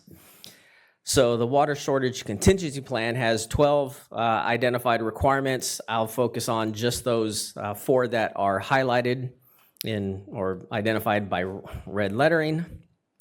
So completing an annual water supply demand and assessment. Effectively, the utilities director and the treatment plant manager will look at supplies and demands and determine, okay, is there anything we need to discuss with our city manager? And typically, if we had, for some reason, a shortage that we were going to see, this communication would occur. But because we don't have to then go through any of the following items, and those would be required if we did find a surplus with at least any discussions with this, a deficit if we had any discussions with the city manager. The state does require us to submit an annual water supply and demand assessment report, which we have to do by July 1st. And for the past couple years, and I imagine moving into the future, it's fairly simple, and we're always going to show our demands being less than our available supplies. So there are 6 standard shortage stages, 1, 2, 3, 4, 5, and 6, corresponding to up to 10%, up to 20, up to 30, up to 40, up to 50, and anything greater than 50%. And the response actions, they're identified in the plan. I did not include them in the presentation because there's about 4 pages worth of response actions. But if you would like to know what we're doing in each specific stage, it is identified in there, but some of the main ones are the reduction in the number of days in which you can water, moving to odd even days, etc. Washing cars, washing vehicles in certain stages, those then become prohibited. And so it's all identified in the actual document, which is available online and has been available at the city clerk's office. This may be a little tough to read, but this is our communications and compliance. So on the left is the process in which we'll work with our communications team for any outreach that's necessary to identify not only which stage we're in, but also any of the prohibitions with each one of those stages. And then on the enforcement side, if there are things that we see where somebody or a business is in violation of any of the prohibitions in one of those stages, we can then have a tool to educate our public and then issue any potential violations. In terms of implementation, we do have to conduct a public hearing at the same time as we do the urban water management plan. The public draft was made available on May 7th. If we need to update this in between today and 2030, we just have to come back and do so in front of City Council. I don't anticipate that that's going to be the case, but if we had to, we would. And then what we do want to do also is probably later this summer is update the municipal code section 13.26 to match the 6 stages that are identified in the water shortage contingency plan, because currently the Folsom Municipal Code has 5 stages, so we want to just make sure that our plan matches, or the municipal code matches the plan. So in summary, we believe that the urban water management plan meets the requirements by the Department of Water Resources. We have to adopt the plan by July 1st of this year. We did have a public meeting on May 7th, a utility commission meeting on May 19th, and then we have the meeting and the public hearing this evening.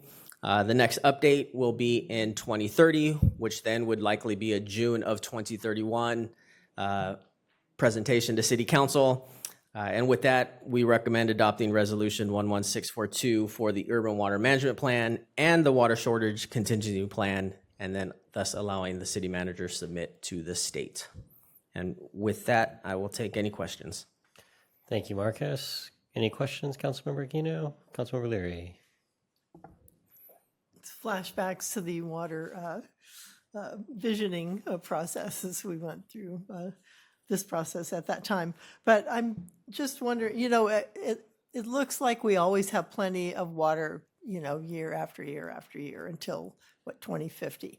But that is contingent on compliance with any drought cutbacks over that period of time, because we basically have one source of storage.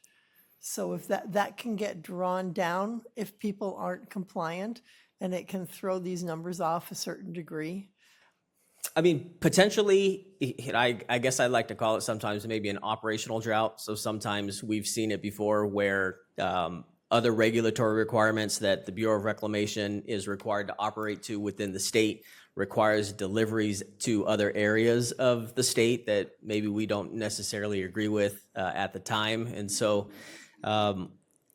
while we haven't seen it before, we did look at the American River Basin Study, which identified potential climate change impacts, and that goes out to 2085. And even in those scenarios, as we talked about, even during the water vision process, is the city would still have available supplies to meet the demands at build out. Now, the gap may not be 11,000 acre feet. It may be closer to 4,000 to 5,000 acre feet, just because of how either precipitation or inflow into Folsom Reservoir, or how Folsom Reservoir is actually managed to meet other needs across the state, could potentially impact that number from going from 11,000 acre feet of surplus maybe to something less, just because the physical availability of water that reclamation may keep in the reservoir, because they are meeting other purposes across the state, might be lower than what we would anticipate.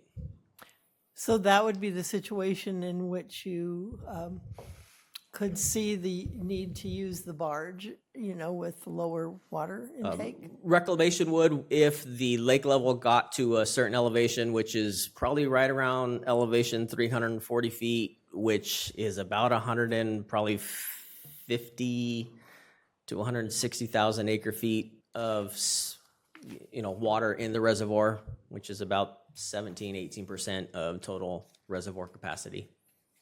So we've been there once, or very close. Reclamation has installed the barges before. Yes, we haven't had to use them, but they did install them. Okay, I just wanted to be clear, because sometimes it seems a little confusing when you're showing, oh yeah, we've got water, adequate water every year for multiple years, but we've seen these situations during a drought when we have severe cutbacks. We've had situation like this. That is correct, but at that time, the city implemented those restrictions based on our municipal code, not because it was a lack of supply that reclamation was giving us, but for a couple different reasons. One, it was the right thing to do at that time. But two, then when the state came in and issued an emergency regulation, you did not have a choice as to whether or not you could implement any reductions. You were told by the state of California, you need to do this, here's your number, go forth and implement that. Even though we were not showing a shortage or a supply deficiency, if the state of California or the State Water Resources Control Board issues an emergency regulation, then we then fall under that and have to comply. So we may not issue our own shortage, but the state of California may say, hey, you need to do this, even though we have sufficient supply to meet our demands. Okay, I guess the lesson is to still stay water wise. Yeah, we always want to. Right? Yes, we always want to be efficient with our water use and other resources. Okay, thank you. Thank you. Any questions? Yeah, I have one quick one, Marcus, just as context, because we've talked about this many times before. In an average rainfall year or snowpack year, what is the total volume of water that flows through Folsom Reservoir? Because people get a little hung up on its volume rather than how much it actually sees go through it. Probably published numbers, probably anywhere between 2.6 million or 2.7 million acre feet in an average year. Okay, and in an average year, we're taking 20,000 acre feet. So 0.5% of that volume? Yes. Something like that? Yep. Or yeah. Less than 1%? And if Folsom Reservoir was just a bucket that only filled up once, we would be less than 2% of that entire bucket. Got it. At build out. Yeah, so, okay, thank you. All right, we're going to go ahead and open the public hearing, You have no request to speak on this item. and we will close the public hearing. Happy to entertain I a motion. move resolution 11642. Second. Please call the roll. Council members Leary, Yes. Rohrbaugh, Yes. Aquino, Yes. Kozlowski, Yes. and Raythel. Yes. Thank you, Marcus. Please Thank call the next you. item. Okay, your next item is item 12. This is the resolution number 11645, adopting the fiscal year 26-27 operating and capital budgets for the city of Folsom, the successor agency, the Folsom Public Financing Authority, and the Folsom Ranch Public Financing Authority. Great. Thank you, Mayor, members of the council. I'll get us started. Just to kind of introduce this item. As you recall, we introduced the preliminary budget at the May 26th meeting, and we appreciated that opportunity to have some public input and also to have conversations with the council. You'll notice in the packet that we have taken the questions that we had received and included those in the packet. So if anyone's interested in those, we have those. We also included a supplement on the table, questions that we received that we did not have answers to yet when the packet was published. So we appreciate the questions, and our goal is to get those answers out there so that everyone can see. Some of the things that we will go over in our report are in the staff report, as well as it relates to some of the questions that were brought up related to CalPERS costs and our OPEB liabilities. But just as a reminder, our annual budget process is to adopt the preliminary budget for the year that starts July 1st. We do that now, May and June. So this is our first public hearing. And so the council will have the opportunity, if they so choose, to adopt the budget tonight. If additional time is needed, we can go and continue the public hearing to the June 23rd meeting. We will also have a plan to have an update on the fiscal year 2025-2026 closeout in October or November, as well as an update on the fiscal year 26-27. And then in February of next year, we'll have the mid-year budget review that will be approved by the City Council at that time. So since the meeting, we have made some adjustments to the budget. We work with the Parks and Recreation Department to reduce the operating budget in the general fund for the zoo by about $55,000. Staff now projects that the general fund revenues will exceed expenditures by about $107,000 for fiscal year 26-27. And then we have listed the revenues in the general fund being $118,311,724. When you add that with the transfers in, we have a $6 million transfer in for a total estimated revenues of $124,353,860. Our proposed expenditures are $123,366,023. When you add the transfers out of $880,000, our total expenditures are $124,246,491. So with the budget as proposed right now, the general fund, any balance will remain just over the 20% and will comply with the City Council's reserve policy. And with that, I'll turn the time over to our Finance Director, Stacy Tamani. Thank you, Brian. Good evening, Mayor and Council members. I'm Stacy Tamani, Chief Financial Officer, and tonight I'm happy to just give you a little more information on the City Manager's proposed fiscal year 26-27 budget. Many of these slides were presented on the May 26th meeting, so I'll go over those briefly. Whoops, back to that one. So this slide here is the fiscal year 25-26 revenue budget compared to the projected figures for fiscal year 26-27. We're projecting total revenue, including transfers in from other funds, to be at the $124.4 million mark. The biggest increases here are in property tax, intergovernmental revenue, and charges for services. And as you go down in that list, all other revenue is down slightly from fiscal year 25-26. And this is mostly due to the loss of about $400,000 in cable TV franchise fees that the city will not be receiving for fiscal year 26-27. For transfers in from other funds, we're up about $500,000, and that accounts for an additional allocation of overhead to funds that are outside of the general fund. This slide here, whoops, went the wrong way.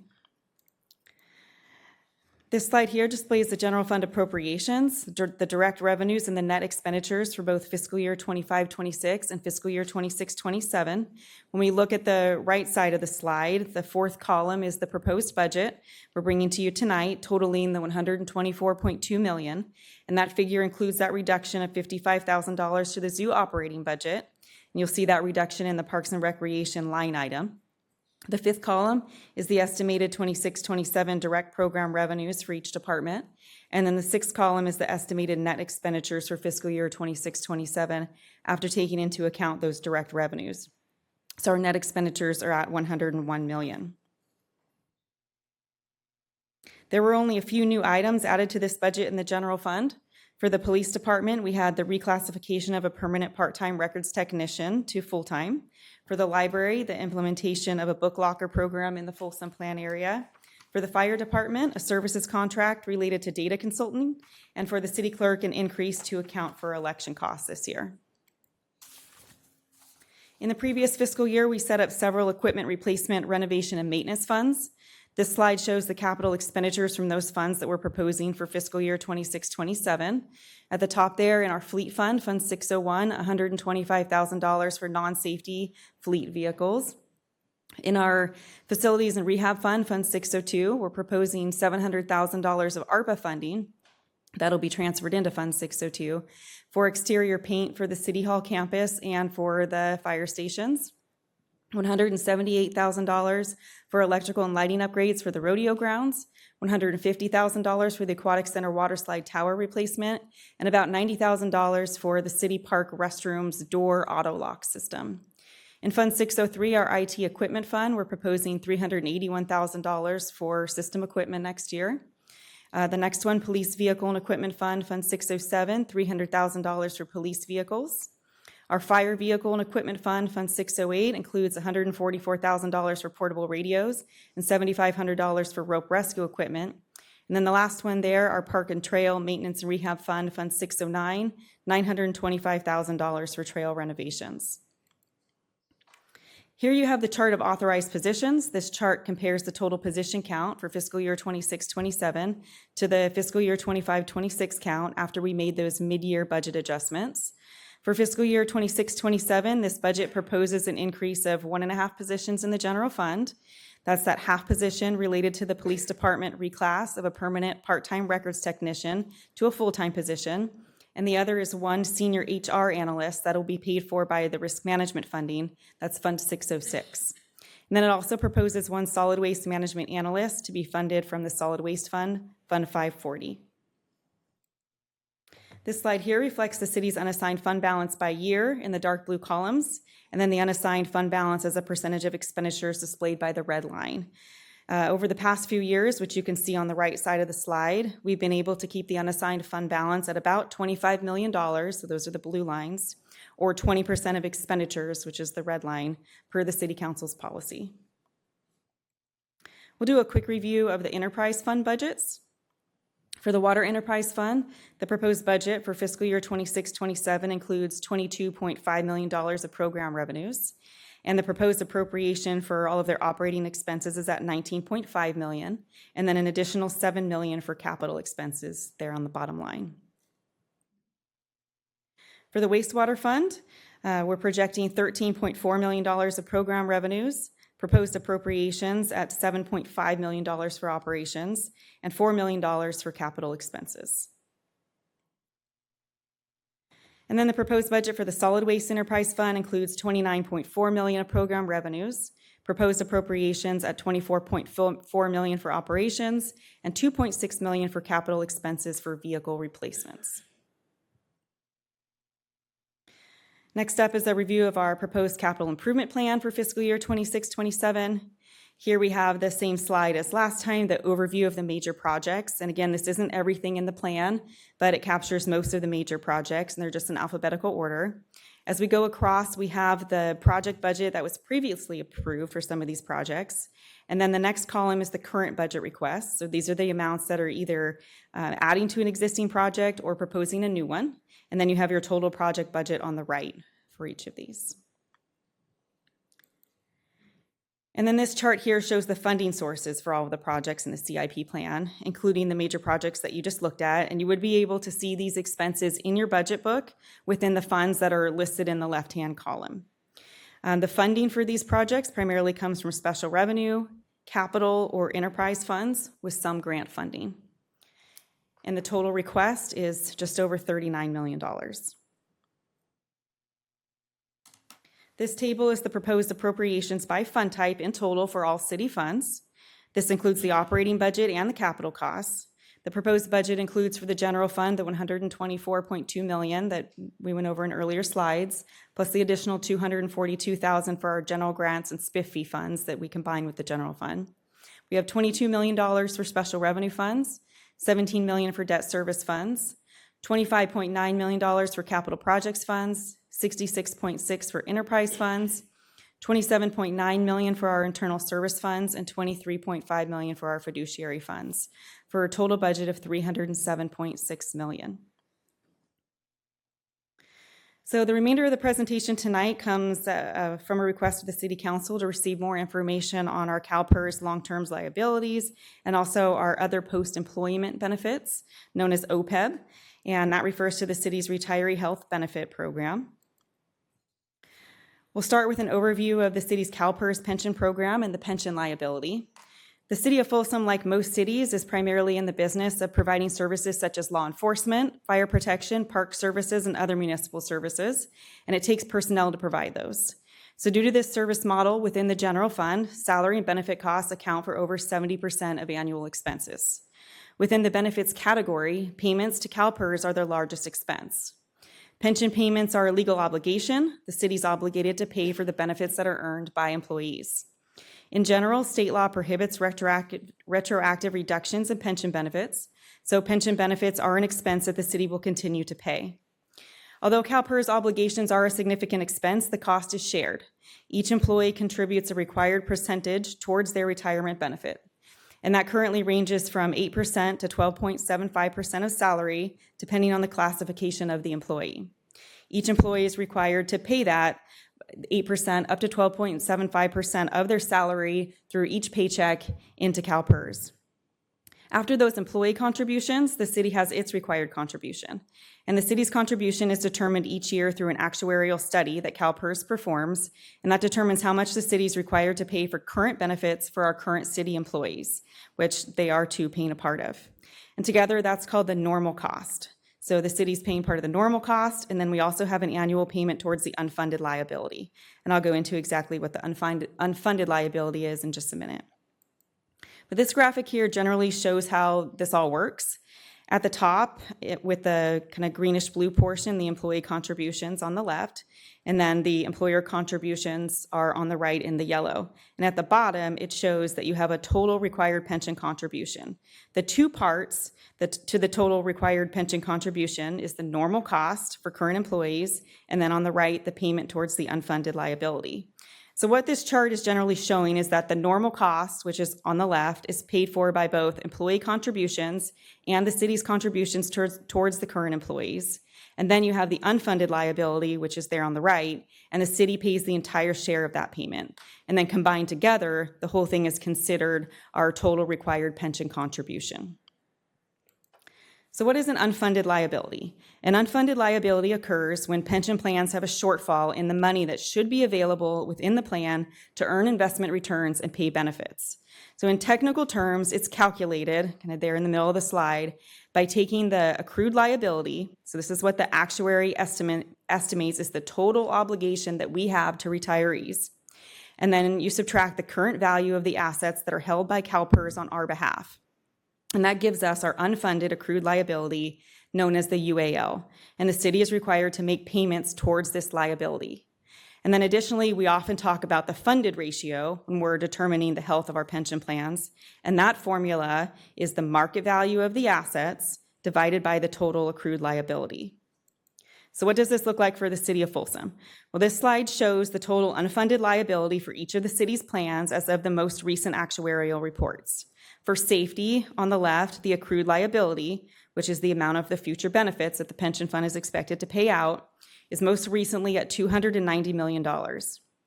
Then you take into consideration the market value of the assets. So that's the amount that's available right now to earn investment returns and to pay benefits. And that's at $184 million as of the most recent report here. And so the gap between the two is the unfunded liability at $106 million, and that gives us a funded ratio of 64%. For miscellaneous, the accrued liability is at $312 million, You have a market value of the assets at $209 million, and the gap between the two is the unfunded liability at $104 million and a funded ratio of 67%. So why does the city have an unfunded liability? Well, the city has always made its full required contributions to CalPERS. So having an unfunded liability didn't occur because of some lack of city action or missed payments.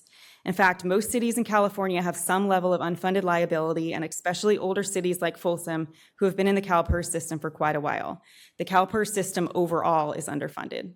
So if it wasn't something that the city specifically did, then what factors did contribute to the CalPERS unfunded liability? Well, the League of California Cities performed a retirement system sustainability study and findings in 2018, and it's still very relevant today. And there were several factors that were determined to have the largest impact on the pension system and led to the unfunded liability. The first factor is an increase to the pension system's cost when enhanced pension benefits were granted by state and local government employers about 25 years ago. At that time, CalPERS was experiencing exceptionally strong investment returns during the stock market boom. The pension system appeared to be significantly overfunded. They even called it superfunded.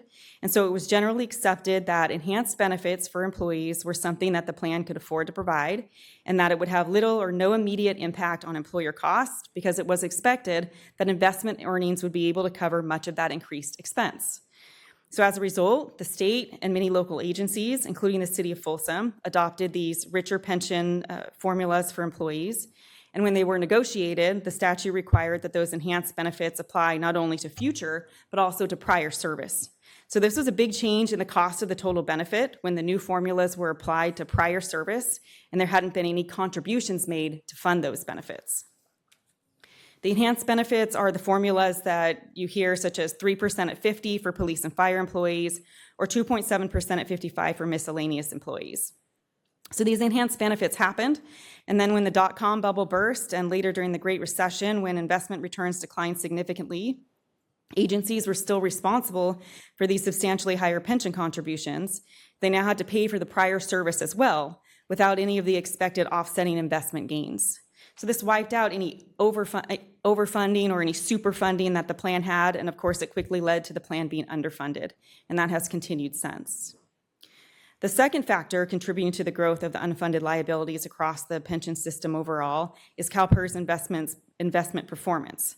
As I just mentioned, the Great Recession played a role in CalPERS less than optimal investment returns, but we've seen similar results since then. In 2008, CalPERS suffered a negative 27% return on investment. And when you factor in the discount rate back in 2008, they were supposed to earn 7.75%.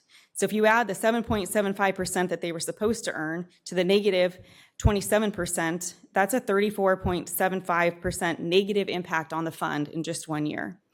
So every year when investment returns do not meet the assumed discount rate, that's the assumed income that the investments will make, the public employers, like the city, take on the liability associated with this shortfall in investment returns.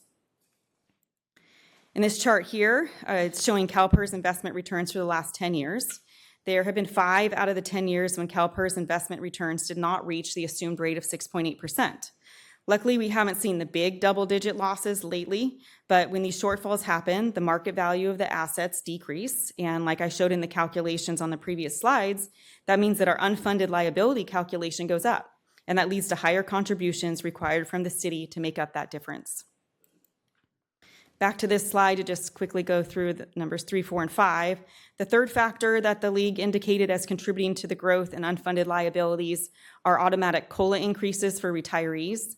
They're automatically added to a retiree's pension benefit, and if the actual COLA exceeds the assumed rate, and CalPERS assumes a rate of 2.3%, then that increases the unfunded liability. It's not as big as an impact as a big investment loss, but it's still a contributor. The fourth factor was CalPERS contribution policy, most notably after the Great Recession. They didn't require agencies to pay interest on the accrued unfunded liability. This was in an attempt to ease the burden on employers during that time, but the policy resulted in pushing the unfunded liability payments to future years, so we're paying for that policy decision now. And the fifth factor is demographics. The liability for retirees at most cities significantly exceeds that of actives, especially for older cities like the city of Folsom, who have been in the pension system for a while. We now have more retirees than we have active employees. So this creates more volatility, we have less people paying in, and that creates an impact on the funded status and ultimately on our required contributions. So what has the city done to address pension costs? Well, first, there were pension formula reductions required by the California Public Employees Pension Reform Act, known as PEPRA. Those required changes were implemented by the city quite a while ago now. The new formulas applied to all new employees hired on or after January 1st, 2013. For public safety, it lowered the calculation to 2.7% at age 57 versus 3% at 50. And for miscellaneous employees, it went down to 2% at age 62 versus 2.7% at 55. And then the city took pension reform a step further than what was required by PEPRA to create even more cost savings. Pension benefits for employees new to the city of Folsom, but not new to the CalPERS program, so they were already members of CalPERS prior to January 1st of 2013. When they come to work for the city of Folsom, they receive a reduced benefit formula for their years working for the city. Public safety employees are at 2% at age 50 versus 3% at 50. And miscellaneous employees are at 2% at age 55 versus 2.7% at 55. The new formulas required by PEPRA and by the city are lower than for members under the classic formula. So over time, this has started to reduce the city's pension costs as employees under the new formula begin to make up the majority of the employee groups. So we're beginning to see that now. PEPRA employees now make up about 63% of the safety plan and 65% of the miscellaneous plan. But the unfunded accrued liability is affected by actuarial assumptions and the performance of the financial markets. So if in any year CalPERS doesn't earn at least 6.8 on their investments, which is the current discount rate, the city will see an increase in the unfunded liability and we'll see an increase in our required contributions to make up for that lower rate of return. So although the city has taken pretty significant action to implement the pension reform, there are still factors that are out of our control that impact the city's pension costs. And the last slide here that I have on the PERS side is to show the projected future PERS contributions for the next 5 years for both plans. And the main takeaway from this slide is that the UAL payments, the unfunded liability payments, for both safety and miscellaneous plans are expected to peak in fiscal year 3031. And if all of our CalPERS assumptions are met, the UAL would be fully paid off by fiscal year 2043-44. To finish this up, I just have a couple slides here on the other post-employment benefits the city provides and that corresponding liability. This is known as OPEB. The city's retiree health program falls into the OPEB category, and it's actually the only benefit that we have that falls into this category. The benefit received by employees is that the city pays a portion of the premiums for health benefits for retirees. As a savings measure, the city eliminated this benefit for new employees hired after May 8th, 2007. So this benefit will eventually have an end date since there are no new employees being added into this plan. The city also established an OPEB trust fund in 2008 to set aside resources to help fund this obligation in the future. The city's been contributing to the trust fund regularly, and this budget does include a proposal for an additional $500,000 contribution for fiscal year 26-27. Money in the trust is irrevocably committed for retiree health benefits, so it has to be used for this plan. And every 2 years, the city hires an actuary to perform an evaluation of the city's OPEB liability. The unfunded liability for OPEB is calculated much the same way as the CalPERS unfunded liability. You have the accrued liability, which is the total amount of the future benefits that the program is expected to pay out. So we have that at $114 million. Then the market value of the assets at $12 million, and that gives us a unfunded liability of about $102 million and a funded ratio of 10.7%. I do have an updated amount on the market value of the assets because this was back from 2025. So our trust fund right now is at $13.6 million as of the end of April. For this plan, the city's contributions are just pay-as-you-go costs for current benefits that we're providing to the retirees, and then the $500,000 contribution to the trust fund each year. So the only surprises that we really have for OPEB is when healthcare costs go up or maybe down more than anticipated, but we aren't really reliant on investment returns at this time. This slide is a projection that was created by our actuary showing the projected costs for this plan for the next 30 years. And you can see that it's anticipated to top out in about 2039, and that topping out is due to no more new members being added to the plan. Again, like CalPERS, if actual experience is different from the assumptions, then the costs could be higher or lower than projected. But we hope that we'll see costs starting to decrease after they top out, as there just are less people in the plan. So this concludes my presentation on the long-term liabilities. As far as next steps, this is your public hearing, an opportunity to receive public input, and of course, your opportunity to adopt the budget. And I'll turn that back over to the city manager. Great. Thank you, Stacy. Appreciate that presentation. I guess in one way, I'd like to pause a little bit to see if there were any follow-up questions related to the information specifically related to the CalPERS or the OPEB information. I've got a couple. Please. Can we bring the presentation back up? Of course. Let me start with thank you. I had asked for this at the last council meeting, and I just think it's important that we open this discussion up and have it publicly. It's something that's been of concern. One of my primary concerns is this is raised to, based on my rough math, Stacy's is probably better than mine. 16% of our general fund budget is going toward our unfunded liabilities. So it's pretty significant numbers, and it's putting a lot of pressure on our budget. So I just want to have this discussion openly with the public so everyone understands, 20 years ago, this was 2% of our budget, and now it's 16% of our budget. And so it has created significant pressure on the general fund that's there. And I do think, if we had a crystal ball, right, PERS could be set up a different way. It could have said, hey, we're not going to play the investment market game and try to go after a large return. If you were operating a defined benefit pension plan, you could have said, I'm going to go the safe route, right? I'm going to put all this money in treasury bills. I'm going to put it all in something that's a guaranteed rate. And then I would be able to somewhat calculate a little better what that employer and employee contribution needs to be in the past. That wasn't done for good reasons. The investment return is much better on a stock portfolio and bond portfolio than it is if we were to put it in more guaranteed rate things. But the bottom line to me is we can say that all these things happen, but we didn't set aside the money. And PERS policy was that everyone did not set aside the money when the employers were working. And so now we are paying for contributions that were not made in the past, right, for unfunded liabilities. We were doing everything we should have, but the system was expecting different results. And we didn't have a crystal ball. Nobody had a crystal ball, but that's kind of what I want to discuss is that these are past obligations that we are passing on. Can you go back to the OPEB thing here? I just trying to figure out these numbers in my head. So we stopped admitting members in 2007. How are we still paying $6 million in 2055? Well, you have current employees that are still eligible.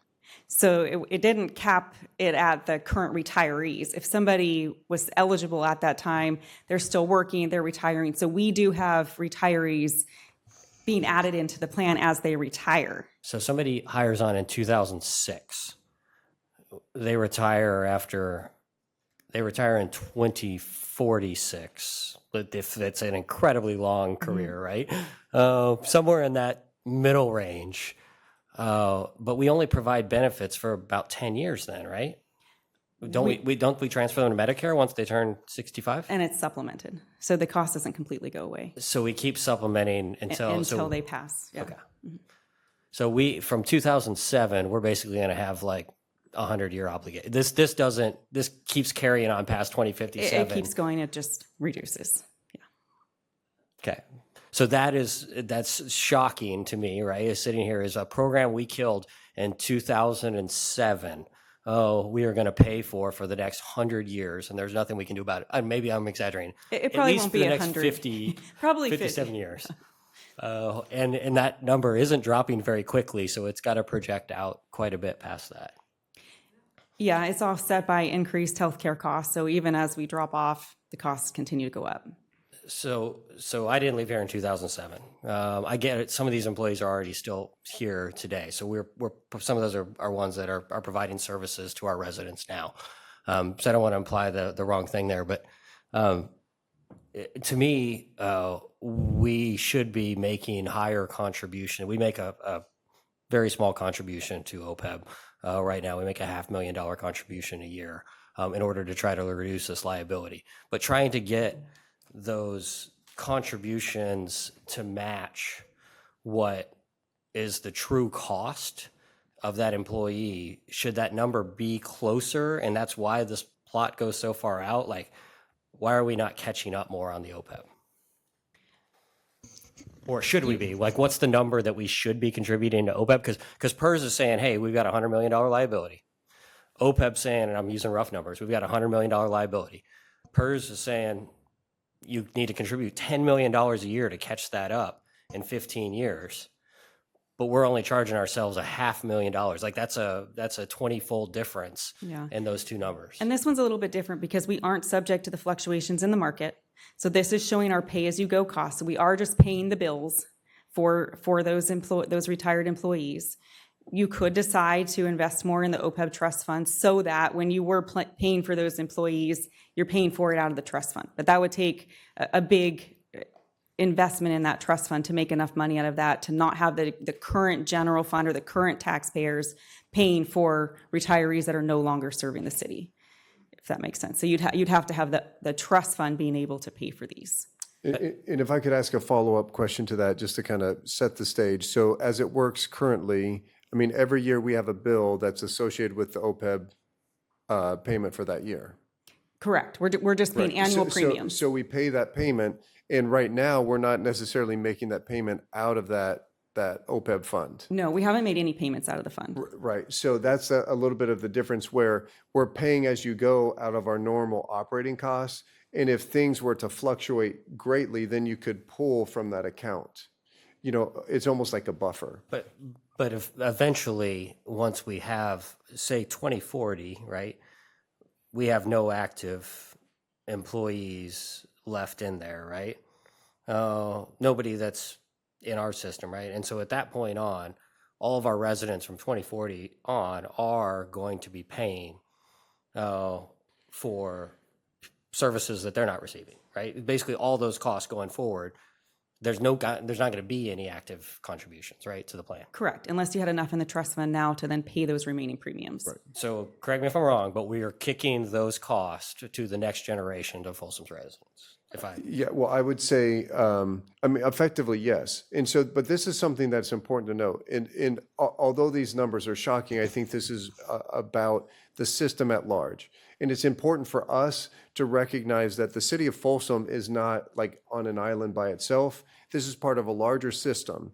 And so when you talk, I'll talk a little bit about the CalPERS obligations, where we are in a competitive marketplace. Our employees are, although they're municipal employees, they are part of a competitive system. And so when you talk about what happened with CalPERS is in the late 90s, the CHP implemented the higher classic 3 at 50 retirement structure. And so what that forced other municipalities, pretty much all municipalities, to follow suit. Otherwise, you risk losing those good employees that you need to provide the service to other entities. That same thing applied to the institution of kind of the retiree health benefits, right? That through the negotiation process, through collective bargaining agreements, those arrangements were made. I will give kudos to, Folsom councils of the past, that they were one of the first to kind of adjust, like see that big storm coming. So in 2007 to make that decision, there's cities out there now that haven't even stopped, right? I mean, and so in some ways it's like, this is not great news, but I want to commend, Folsom and the councils of the past and administrations of the past for recognizing that we can't continue to operate like this. The same can be said related to, in 2013, PEPRA changes were occurred where the state basically said, hey, we need to change the structure. Once again, Folsom was ahead of the curve, where I believe it was in 2010, they adopted a second tier where they lowered the 3 at 50 pension to the 2% at 55. And then that was for public safety. And then for miscellaneous folks, they changed it from 2.7 at 55 to 2% at 55. So although these are obligations, I think what shouldn't be lost from the council and then the community is steps were taken as soon as those kind of scenarios were known. And I guess in some ways, one of the greatest miscalculations of all was the assumption that, hey, the super funded, pension funds, that this would be a no-cost item. I mean, this is how it was sold. This will be a no-cost item. One of the negotiations was, hey, we will forego cost of living adjustments, those unions, because, hey, we'll just accept this no-cost benefit, But what we couldn't have anticipated, right, was the huge revenue increases in those funds had really significant downturns with the dot-com bust of the early 2000s, where we lost significant amount of revenue. And then PERS and their own investments, invested in things during the recession that everyone was impacted by. They invested in the housing market. And so when they lost significant value, the pension fund lost significant value. So as Stacy kind of mentioned that happened, related to the OPEB charges, that's something that they adapted to. So these are, I think it's important for us to talk about this so that we get used to understanding what the impacts are, because I've talked to, I really appreciate having opportunities to meet with our public safety employees and the desire, like, hey, when are we going to expand our services? We've grown by X amount. How come we haven't expanded our services? Well, when you factor in the cost per employee, I think in another slide, it shows that where the cost of employee, back 20 years ago, the pension factor was like 1.12 or 12%, where now the cost per employee because of the pension obligation is 1.67, in some cases. So it's gone up by like 50%. Right. So the cost per employee because of these obligations has put big strains on our ability to increase, the service levels. So all this is very complex, and I appreciate having the dialogue about it. And our goal is to try to address those and minimize those impacts as great as possible going forward. Yeah, and I definitely appreciate that. I think really what I wanted to bring it up for during this budget cycle is for a robust discussion around, like, do we want to reduce our liabilities, right? We have 300 million plus of liabilities that are out there. We're making a minimum contribution, in my opinion, to OPEB. We're making our unfunded contributions to PERS, but there has been other agencies that have prioritized this, right? You have agencies that are out there that are at 90% funding levels that are older agencies because they lived with more pain in their budget, right? And I think it's worth discussing as a council whether we want to start playing catch up or whether we want to continue to do the minimum amount possible. And so I think, I understand the budget is tight, but I do think this is a discussion that we should have as a body and just see like how much priority we want to put on this, or if we're comfortable continuing to operate as we have in the past. And not saying that we don't eventually, I appreciate seeing the kind of light at the end of the tunnel where the unfunded liability stops growing and knowing what those numbers are. And I appreciate the work that you guys have done to put out these projections, because I'm getting asked that out there in the public and I really couldn't answer them. I'm like, well, it seems like it's growing every year to me, right? When I look at the numbers that I have. And so it's nice to understand what it is going forward. So I really just bringing it up as a discussion item and for us to keep in mind as we're trying to allocate money to different sources going forward. And Mayor, if you don't mind me adding a little more to that, one of the suggestions I would make to the city council is to follow kind of the budget process that we've implemented. Last year was the first time, I believe, we did this in February, where we closed out the books from the previous year. And so you actually know how much money came in above what you were expecting to spend. And so in that particular case, we assigned the $750,000, I think, to some park maintenance and to some trail maintenance. I can't remember the exact categories, but we're going to continue that process. And so that's why we are not sitting idly by. And in many ways, that's why we're going to continue to have kind of some uncomfortable conversations so that we can, because we will get to that point where, for example, if we look at the beginning of February and our expenditures from the current fiscal year that we're in, if we're able to minimize those as much as possible and our revenue stayed where we projected, we will have more than the $750,000 to talk about. So what I did in our previous jurisdictions is we would create something like that 600 series, but it was PERS liability. And so we would, put that in there almost like in a lockbox, and then we can decide if we want to invest that into a trust fund or something later. So I guess that process will take some time, where to your point, we're not going to solve it overnight, but if we have that continued process where we're able to actually put actual funds into that, that would be my recommendation. Yeah, and my goal is never to question our existing obligations. My goal is really to have the discussion around, what do we want to do with current funds, and how do we make sure that the residents of today are paying for the services that they receive today. I want to try to get that as close as possible, to where we're paying the full cost of an employee that's providing the services today. It's going to be expensive enough in the California of tomorrow for our kids to live here, and I don't think it's fair for us to receive services that we expect our kids and grandkids to pay for, right? So that's really my intention, is to make sure that we are doing the best we can with not passing down those obligations. That's all my PERS questions, and I appreciate that. I know there was some time that went into this, so I appreciate you. Thank you. Oh, Councilmember Aquino. A couple of things. Number one, the way to reduce retiree healthcare costs is to reduce the healthcare costs. And so I'm going to continue to beat the drum of moving from a fully insured health plan to self-funded health plan using reference-based pricing. And as I explained at our workshop earlier this year, reference-based pricing is paying for services based on a percentage of the Medicare cost. Let's say you reimburse at 120% of the Medicare rate or 140% of the Medicare rate. And when you go back to Chief Solak's presentation and you see how much Medicare is reimbursing for something versus how much private pay is, right? You can see that there would be a cost savings there. Stacy, I have a question for you about the unfunded pension liability. So let's just say the $100 million liability for safety.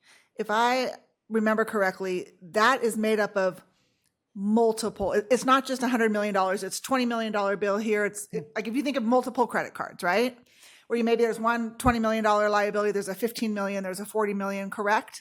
Correct. So you could, if you wanted to kind of do the debt snowball method, you could pay down the smallest one and then move on to the next one. But once you pay down, let's say you pay down one of those credit cards, is that done? Can they come back and tell you, we've changed the assumptions, and you actually are not fully funded in that one anymore? For that one, so that's an additional discretionary payment, it would go away. But that doesn't mean that in that year they get maybe a 4% return instead of 6.8, and our unfunded liability goes right back up with now an additional line. Right. So, which I think is one reason why, and I've kind of always thought that we need to have the trust fund for the pension liability in addition to the OPEB, right? Where rather than maybe paying PERS, we actually just fund our trust fund, so that if they do change the assumptions or whatever on us, we're just trying to use it as a buffer against our general fund, right? Exactly, and that's what we want to get to, because as I've described, it was really helpful in my previous jurisdiction where we actually had a trust fund that had a decent amount of funds, that if we got a spike, that we wouldn't necessarily impact our services, because then we would just say, hey, we need an additional $500,000 this year to feather that expense so that we can continue to operate. Yeah. So we're not there yet, but I mean, that's kind of what we're trying to systematically do with everything. I mean, because this kind of falls in line with our deferred maintenance, right? I mean, it's a liability that we have to address. So that 600 series is really important because we're allocating funds for park maintenance, for our police vehicles, for our fire vehicles, for our facilities in general. But we also ultimately want to have kind of that PERS liability for a trust fund, some sort of account. Yeah. So we're not quite there yet, but as we go forward with this process and stay diligent, and this actually leads, once we're done with these questions, we have some presentation about the zoo and our park and recreation cost reductions. And why is that important? Because where's the money going to come from to actually make those additional payments? It can't come from nothing. It has to come from somewhere. So this is uncomfortable, but I think it's important for us to have. So just one other comment. I think you had a slide there that showed that at some point the unfunded liability will be zero. Well, In reality, no, probably it won't be, because PERS right now is using the discount rate of 6.8%. Most people think that that is too rosy of a number, it's too optimistic. And I know the city of Palo Alto several years ago, they did their own actuarial study, and they now make contributions assuming a 6.2% rate of return because they think PERS uses too optimistic of a rate. So probably there will continue to be an unfunded liability. Yeah. And I guess you do bring up a good point, right? That to them, they've done a different study to change their contribution rate. So that means that they feel like their employees of today need to contribute more, right? Or their employer needs to contribute more. It doesn't, either way, right? There needs to be some higher contribution rate for today because PERS's assumptions are incorrect, right? If I'm understanding you correctly. Mm-hmm. Yeah. Yeah. So, and that might be what we need to do is to change our to go out and do I don't know if we would need to do a We could study have an for that. independent actuarial. Yeah, but I think that would be, that's one way, a different way of skinning the cat that would change the, sorry for all the zoo people, that's probably a bad term. Oh, that's there. I won't use the skinning the cat term. It's probably a different way to look at it that we could. It was a bad cat. Not use the funds out of the general fund to do that. Thank you. Other questions on PERS? All right, thank you. Great presentation. Okay, with that, we'll turn the time over to Jameson with our Parks and Recreation Department to kind of talk about some of the conversations that we've had related to the zoo and the programs. And this is similar in some ways as we talked about our aquatic center, trying to pull out what are the costs for the individual programs, because the zoo in particular is a challenge in the sense that it's not as simple as other things where, hey, we're going to reduce our operations, so we operate on a 6-day a week basis, so we're going to cut it down to 3 days, and then we will have savings. Because we're dealing with animals, they need to be cared for whether people visit the zoo or not. And so that's where some of the challenges is. So Jameson, please proceed. All right. Good evening, Mayor and members of the council. Jameson Larson with Parks and Recreation. I'm going to be providing a brief summary of the Parks and Recreation Department budget as a whole, with main focus being on the zoo sanctuary. Just the zoo is part of the overall Parks and Recreation, so we'll take a higher level look as well. So the Park and Recreation Department's core values are integrity, health and wellness, and community, and these are used to guide our decision making on a daily basis. Our budget goals for the department in the fiscal year 26-27 were to have an increased focus on infrastructure, our service to the community, strengthening partnerships, improving our long-term sustainability, and investment in our employees to ensure we retain a high-skilled, high-performing workforce. So we went over this last meeting as well, but some of the efficiencies we've created within the department are we have 31 nonprofit and 105 business organizations that either contribute in kind or do sponsorships with the department. Volunteers have contributed an equivalent to savings of $1.7 million.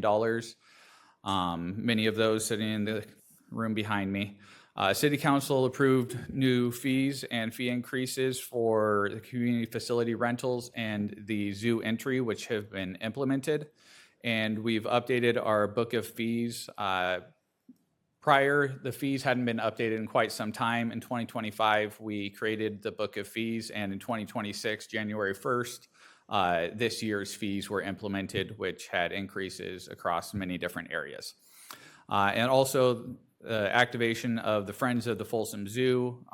They've been working on a capital campaign for the vet building. And so this is just taking Stacy's slides from the last two presentations and just showing what Parks and Recreation and facilities. Facilities is a different line within the budget categories. However, for all intents and purposes, is run by the Parks and Recreation Department.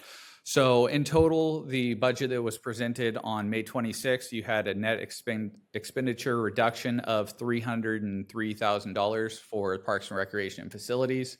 And the budget proposed today with the additional reductions in the zoo sanctuary nets a reduction of $359,000.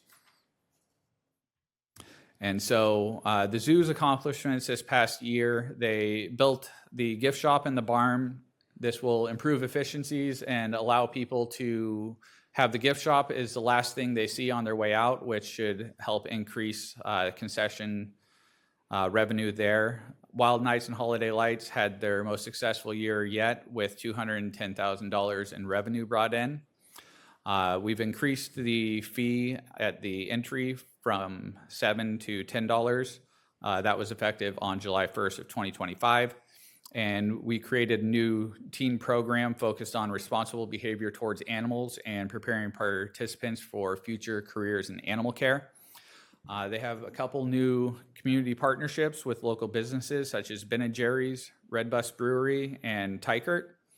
They've applied for $1,000 or $100,000 grant for retrofit of their Fox exhibit, and the leadership class has raised $43,000 towards new signage at the Folsom Zoo Sanctuary. And then the Friends raised over $202,000 to fund the new vet building. And so this is just giving you a little history on what the policy currently is for the Folsom Zoo Sanctuary. So this was adopted in 2007, and it notes that the Zoo Sanctuary is a general fund operation and that there is no real expectation of revenue to offset the general fund. I don't necessarily agree with this policy. I'm just putting this out there so everyone can see what the policy currently is that was adopted by the council back then.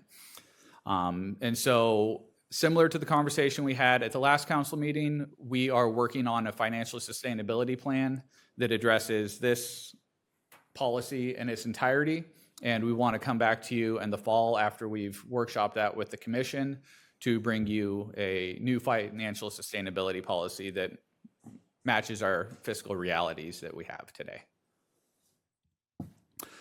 So I was asked for a budget comparison for the Zoo Sanctuary, looking back further than what is shown in the budget book. So one of the problems with the budget book is it starts out as bookended with a COVID year, and so it was hard to use that as a baseline. So I've highlighted those COVID years in yellow, gold, and then 2024 I highlighted in gold as well. That one included the zoo fence, so it was a large capital project nearing $1 million. And then I just wanted to compare what the minimum wage, because as Stacy said, over 70% of the total general fund cost is wages and salaries, benefits.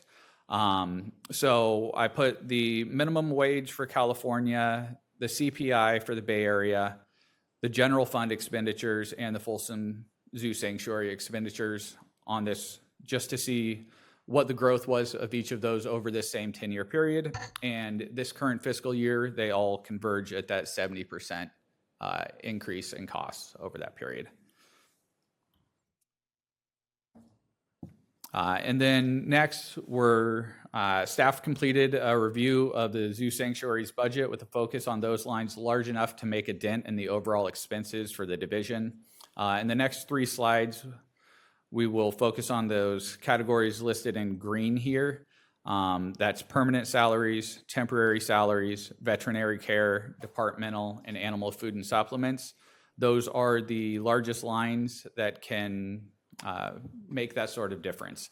The other ones that we reviewed as part of this were the gift shops, concessions, building maintenance, maintenance and improvements, and contracts. We didn't look deeper into contracts or gift shops and concessions because those are revenue positive, and any cuts we make to that would have even more cuts to the revenue side of the equation. So we didn't want to do those. And then as far as the building maintenance and improvements, we left those untouched essentially because the goal is to invest in our infrastructure. And if we're just gonna remove that money and let the facility degrade even further, I don't think that matches the direction that I've been hearing. So we're going to look at 3 sets of animals and the associated costs with having these animals in our care. So it should be noted that The animals that I'm showing are our large charismatic megafauna, and they drive attendance. Large, charismatic. Megafauna. Yeah, the mega and large probably didn't need to go together, but we're on the same page. The good old LCMs. Yeah. So a loss of these animals would also result in a loss of revenue due to entries to the zoo. We didn't just target these ones because they're, the most loved animals. They're also some of the most expensive animals that we have at the zoo. And so we wanted to start there because knowing the timeline that we had to put this together, we wanted to start at the biggest. And then over time, we will get down to the granular detail on all animals within the zoo. So the bears have been reduced in prior years from 5 down to the current 4 we have. We have the 3 North American black bears, Henry, Olive, and Herbie, as well as the Eurasian brown bear, Matilda. So the approximate cost annually to have these bears in our care is $169,000. That includes our full-time salaries, part-time salaries, vet care, food, chemical costs for the chlorine for their pools, building maintenance for their actual enclosures, as well as departmental supplies. And so this doesn't include overhead costs. A lot of costs within the zoo are that overhead portion. It's a very large facility, and to assign those overhead costs to an individual animal is difficult, especially with the timeline. And then next, we're going to look at our mountain lions. So previously, we had 5 mountain lions, and we're down to just the 2, Echo and Cedar. The cost for the mountain lions annually is approximately $72,000. In those same categories is where those costs are found. And then last animal that we're going to discuss right now on this one is the draft horse, Gus. So we previously had 3 draft horses, and we are down to 1 now. The annual cost is $33,000 for the draft horse. And so those 3 sets of animals combined for approximately $274,000 in annual expenses that can be directly attributed to having those animals. And then, as I said, we have many other animals. We have 76 total animals. We do have those last 2 lines, the invertebrate tanks. That's a bunch of insects and a tank. And so the number goes up, but for all intents and purposes, 76 total animals, including our free-roaming peacocks. And so we do want to, we've looked at those 7 high-cost animals. However, we need to look at a granular level at what each animal costs so we can have an understanding. And then, like I said, the timeline to do 76 animals, figure out what the vet and food cost is for each one of them is going to be very difficult. So we started at the high level, and then we plan to work from there. The zoo's goals for fiscal year 26-27 are to complete that comprehensive inventory of all animals to verify the cost by animal. The Friends of the Zoo have hired a consultant who's been working over the past year on an economic development plan. And in September, they're going to present to both the Parks and Recreation Commission as well as the City Council. In that plan, they do have some recommendations that we would like to move forward with at that time, which would be a fund development position and a program and event position funded through the Friends of the Zoo. And so those would help to build that revenue side of the equation. The costs with the animals that we have currently are what they are, and if we reduce the expenses on that side, then we are reducing either the number of animals or the care the animals receive. And so looking at the expense side will or the revenue side as well will be beneficial. And then we have an additional fee increase planned for January 1st of 2027. With our regular book of fee and all of our programs, we'll be doing our evaluation and updating of those. And then there's added value programming with outreach animals for members and an increase in animal interpreter programs. Again, volunteers behind me, they are the ones that are doing this. So while we have a full-time staff of 8 at the zoo and 19.6 full-time equivalents, they punch much higher than their weight, and 14,000 hours, over 14,000 hours were dedicated by volunteers at the zoo, which gives us an additional 7 FTEs without pay. So we definitely appreciate that. The vet building construction, they're going to be breaking ground as soon as the rodeo is over, with plans to have that finished in the fall. And then September 10th is the date for the unveiling of the new signage from the Folsom leadership class. And then just to wrap up, the overall next steps is the department is working on this financial sustainability plan that will address all of our recreation programming, the zoo sanctuary, and all of those things that are wrapped up in that 2007 policy, to update those and make sure that we have consensus and buy-in from the council, from the commission, and that we can all agree on the direction moving forward. So we have, good targets in front of us that we can shoot for. The presentation for the Zoo Economic Development Plan will be here in the fall. And then we would like to implement those recommendations, whatever ones are feasible at that time. And then ongoing, we want to complete budget analysis before bringing in any new animals. So if we're going to bring in an animal, it will be nice that we'll have that cost list by animal so we can understand what the responsibility is that we're taking on as far as the cost. And then the fees, so we have current capacity to raise the fee from $10 to $12 on January 1st. The consultant has agreed that that is a reasonable rate for the animals that we have available, the length of stay compared to other attractions within the region. And so that is our target for January 1st, 2027. And then we're going to continue to seek sponsorships, partnerships, and full activation of the Friends of the Folsom Zoo, as well as continue to seek expense savings through sound procurement practices and competition among vendors. So if we've got an invoice coming in and we want to make sure that we're reaching out to multiple vendors, because a lot of the costs that we have come in, they aren't those big purchases. They're a lot of small purchases. And so paying attention to those small purchases and reducing those costs can add up in a big way at the end of the day. And so that concludes my presentation, and I'm happy to answer any questions, as well as Jocelyn is in the crowd. Questions? Councilmember Keno?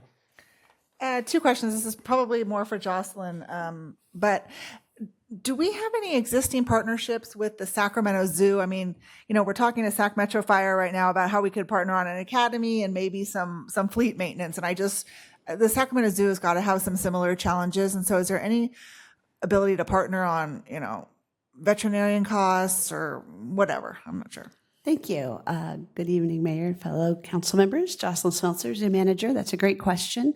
When this was brought up, I believe it was in the fall, I did reach out to the SAC Zoo, and at the time, they did not feel there were any partnerships we could do. I'm always open to those sorts of things.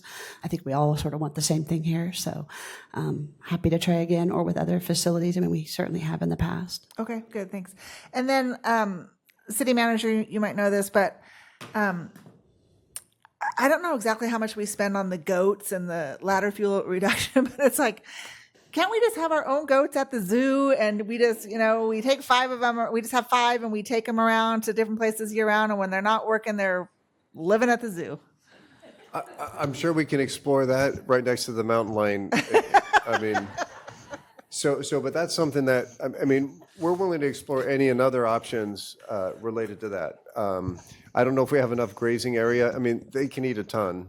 No, I know. I mean, and they would be grazing around the city, but then when they weren't, they could just live at the zoo where, We need a habitat for like 1,000 goats. No, we just need like 5. 5 goats. Oh, I see We're what going to have 5 really hardworking goats. Okay. 5 very hungry. Yeah, I'm thinking outside the box here. Thank you. All right, Councilmember Keno gets a goat. Councilmember Leary, personal goat she has to bring with her. I don't think that the goats, the 5 goats would be sustained on the lawn area at the zoo or even in the park, roam with the in City peacocks, Park. Yeah. Anyway, I think that you and Kelly had worked on making some of these reductions for this budget presentation. And can you go into a little more detail about what those reductions are specifically and how that might impact your revenues? Is there So a just to connection clarify, there? are you talking about the 55,000 Yes. that we're reducing? Yes. Okay, so I believe that that is 1,000 in internet, which shouldn't have a big effect, and 9,000 in our vet costs because of the wonderful new vet building and vet equipment. So right now we're having to bring out large animal vets for certain procedures with a large portable X-ray, and that's something that will be funded. So we felt we could save a small amount, even though the costs, as you know, with your own dogs and cats for vet equipment and supplies and procedures goes up every year. We thought we could do that. And then the rest of it is in our part-time salaries. And that is unfortunate. We had this wonderful Black Bear weekend this weekend, and one of the people there used to have a high-level position at the Sac Zoo, and when she saw me, she said, "Hey, I'm so glad to be here doing a table," because now she's at a wildlife rescue, but she said, "I do want to apologize that we steal all of your part-time staff," and that's because we pay minimum wage for our zookeepers, and the Sac Zoo pays more, and so we train them up, and then there's like a little funnel that goes that way. So we had hoped to be able to deal with that sort of compaction we've had because we just start at minimum wage for everybody and they stay there a long time. We won't be able to do that. We'd hope to do some more trainings for things like USDA and safety and things that we'll still do the minimum, but we sort of have a goal to do a bit more. So we'll be losing out on some of that. And then I love our volunteer docents, as Jameson mentioned, they help us with a ton of programs, and we're really relying on them a lot because we haven't been able to add the staffing costs in for part-timers to do some of the programs, and they do a great job, but sometimes they appreciate a little help from staff, and we haven't really been able to provide that. So and that was the piece I was wondering about because I'm not aware of you charging extra for some of your programs, and I'm wondering if you had staff that could do more programming or volunteers, and you could charge for events such as, I know a lot of wildlife rescue people in this region, teaching people how to deal with wildlife when they come across them on the trails. And then you have some of the animals there, and you can. That was our part of our intention, yes. Yeah, If we, educational piece together. yeah, we'd love to do that because it also goes with our mission, but it does help to have more of that value-added programming. That's what we had hoped if we could have gotten a little more in part-time salaries to be able to do that this year. But with some of our other revenue increases, perhaps at a mid-year or something, we could tackle something like that. Okay, yeah, I'm not trying to add to your work. I'm just trying No, to think of I agree. We'd love to spread the word far and wide and just get more revenue for the city. It could help with like the unfunded liability. And maybe charging for some events like that. Absolutely. But, okay. And then I know that, the Friends have raised a lot of funds to help replace the vet trailer this year. Are there additional funds that the Friends are able to raise, to support some of these, the programming or other needs? Absolutely. That's why we really appreciated some of the initial findings from those economic development consultants that I know you've all met with. And they haven't finalized everything, but we're getting really close. And we're excited to bring that to you. And so that's why we're really thrilled that the Friends were committing to donate more funds towards a high-level person to do like those donors and sponsorships, raising large amounts, and then also the programs and events to do some of those things you're talking about. So we're excited for them to help us with that. They've committed to that this coming year. Okay, and I'm wondering, Jameson brought this up, but what does full activation of the Friends mean to the staff, and what is their capacity to meet that request? And that's, I think, key to sort of those two positions that they would be funding is to help with that so that, like you've said, if we're short-staffed, we want to be able to support them, and they have a board of a certain number of volunteers. So sort of adding in that those funds to pay for the staff to support with that was our plan. But feel free to say more. Okay, so, and is there an evaluation period for implementing that? And would the Friends be directing or working with these new people, or would these be city part-time employees? The idea was to have the Friends Fund highly paid part-timers, so they would be under the city, but the Friends would pay for the exact funding. We did this model years ago with the Friends, and it was really successful. So we're excited to bring that back, but they would be reporting to city staff But would they be an employee of the city? as a part-timer, which is what was done before. The part-timers are at-will employees. They can be let go at any time for any reason, but they would be paid at a high level to do what they're, to bring those funds in, but the funds to pay them would come from the Friends, if that makes sense. Well, because all donations go through the Friends. Correct, Cash because donations people like the and nonprofit, others. yeah, the 501c3. Okay, I can't think of anything else to ask you, but thank you. If you think for of your it, I'm work. still here. Yeah, and I'll continue to round up some more. Okay, thank donors. you. Thanks for the help you've already brought us with some of these great grants we've been applying for. I appreciate it. Yeah, well, I can thank some of the people I've contacted too. Thanks. I just got a quick one on ticket sales. I wasn't going to go over here yet. Can you just go a little bit into, I'm looking, I was hoping to see a bigger boost, right, with the increase. So can you kind of dive into, has attendance numbers been impacted by the increase in ticket sale price? Because I look here, it's a 10% increase based on that revenue item, but it was a much larger increase than 10%, right? The previous ticket increase? Are you talking about when we went last July from $7 to $10? Yeah.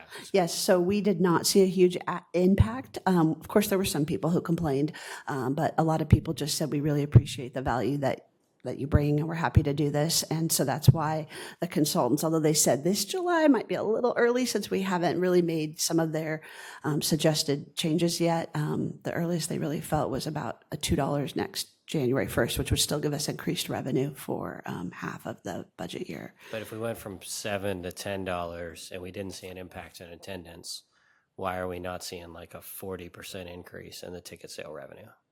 Mayor Rathel, if I could. So I have the actuals for this current fiscal year in front of me, and the ticket sales were budgeted at 550 this current fiscal year and are at 686,000 as of this morning. The total budgeted revenue for the zoo sanctuary was 955,600, and the actual revenue as of this morning is 1.23 million. So they are exceeding the revenue in nearly every category by a decent margin. Okay, so we just haven't reflected that in our budget that's here. We updated the budgets in a conservative manner to ensure that we hit that target and have additional savings. Yeah, I mean, that's typically, since we haven't had the experience and we don't have the trends. I mean, typically, what we do at the beginning of the year is we are very conservative, and then when we come and see the actuals, like in October, and then in February, we can adjust accordingly. And now I understand your question. I sort of misunderstood it. So yes, our revenue is up about 129%. So we hit our revenue goals and have exceeded them. By So 29%? 29%? 129%. We hit our revenue goals and then 29% above it. Sorry about that. No problem. That would match. Words are hard. That would match with the, okay, so that gives us, there's more, we're not seeing the impact of the ticket sales yet. So that Correct. From when we turned in the budget. Right. Vice Mayor? Yeah, so I have a question on page 39. I was trying to find out where the transfer in was from the, well, I don't know if this question's for, I don't know who this question's for. So I'm going to ask Stacy, since it's on a page 39, it says Friends Partnership. Do you know what this is? And then the previous years, it's all been around 100,000, and this year, and this is for revenue. This year, there's a zero. That's because they'll be giving it after the September fund, the economic development report. When we move to hire those positions, that's what those funds will go towards. Okay, so, okay. So it is to come. But it is also different because it won't be used for operations. Right. Right, it'll be used to pay for those new positions, which we think is a great idea, but in some ways, it's not like it doesn't cover costs that it used to, it's covering a new cost. And that's my concern, actually. That's my question is now we're going to add additional costs by these two people that now are going to be employees of the city. And so what happens in a couple years if the Friends cannot fund as much and now we're responsible and we have two more positions? So If it helps, that's why they were part-time. We were not going with full-time positions to be able to, I mean, it's not that I want to hire someone and be like, oh, goodbye, tomorrow you're gone. But it gives us that flexibility with the idea that they'd be bringing in more than the cost from the Friends so that they could continue that. But knowing that the city has no requirement to keep it, it's like the lifeguards at the pool, if that makes sense. yeah, 100%. And additionally, I would add to that, the asset that we have, which is the zoo, is a pretty amazing asset. And so I think there's room for us to get better at utilizing and maximizing the usage of it so that we can increase our revenue. And so this is in some ways, we're taking a risk in having that expenditure, but we appreciate the Friends being willing to pay for that so that hopefully we will be able to, although we've seen increases in ticket sales, hopefully with special events and other utilization efforts, that those revenues will go up even higher. I do think, that I do want to add that this is our first go of trying to identify what an option would be, right? Because I think this is of paramount importance to at least have a conversation about what are the costs of the zoo and what happens if we were to reduce services at the zoo. I don't think it's fair to, necessarily produce the best elements of the zoo, the bears, the mountain lion, and the horse, and say we're going to reduce those things. That's not a good thing. But there's, I think, 70-something other animals that we need to go in and say, hey, is this working out for us, right? I mean, so those are things that we're going to have to contemplate, like what gives us the best opportunity for success. And I know at least a couple members of the council have mentioned this is, what does the future of the zoo look like? And is it in the best interest of the community to have the city continue to operate the zoo, right? I mean, we have this amenity, and this is not suggesting that that amenity go away, but there are ways and examples out there of operation. So how do we reduce the cost to the general fund while still maintaining this asset? And so that's why, although this may be uncomfortable, it's really important for us to have that conversation, because if we don't keep talking about it, we will never be able to make appropriate changes that will enable us to be even more successful. Because our goal is not to diminish the zoo. Our goal is to improve the zoo while reducing the burden on the general fund so that we can reinvest in public safety. We can save up for some of those deferred maintenance or even front fund some of those liabilities that we haven't been able to do so yet.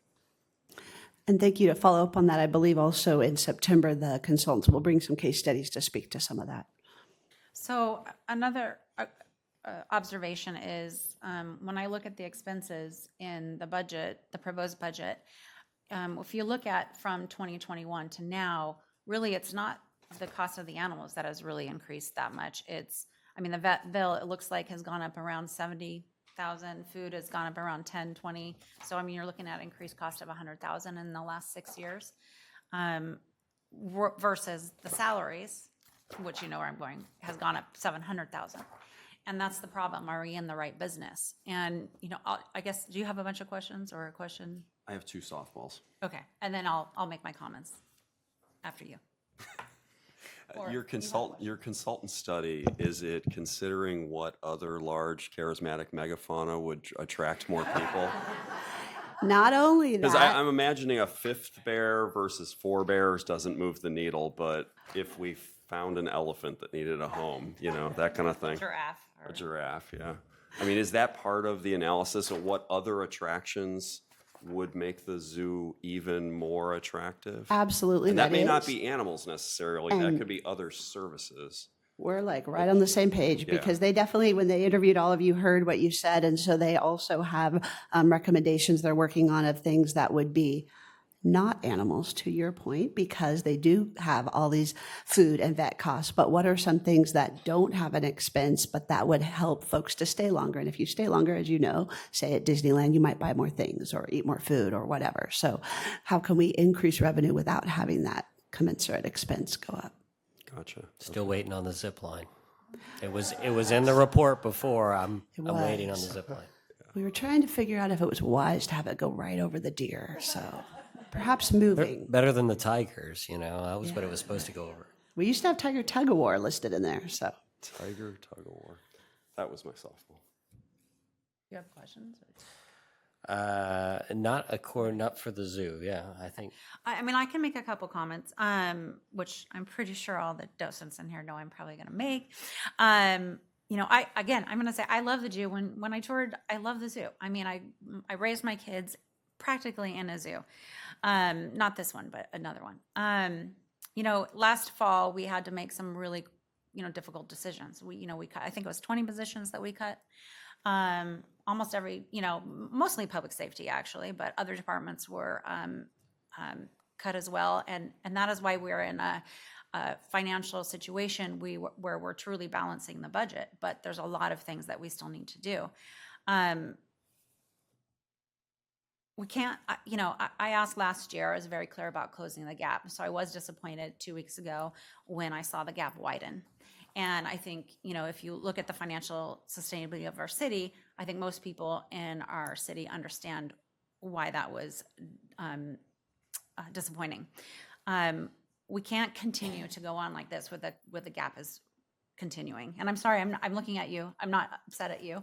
And I know, you know, the people in the audience, I appreciate all the work and the volunteerism you do. And the reason I'm trying to work so hard at this is that so that we can stabilize this, that the cost escalator doesn't continue to go up $300,000 every year.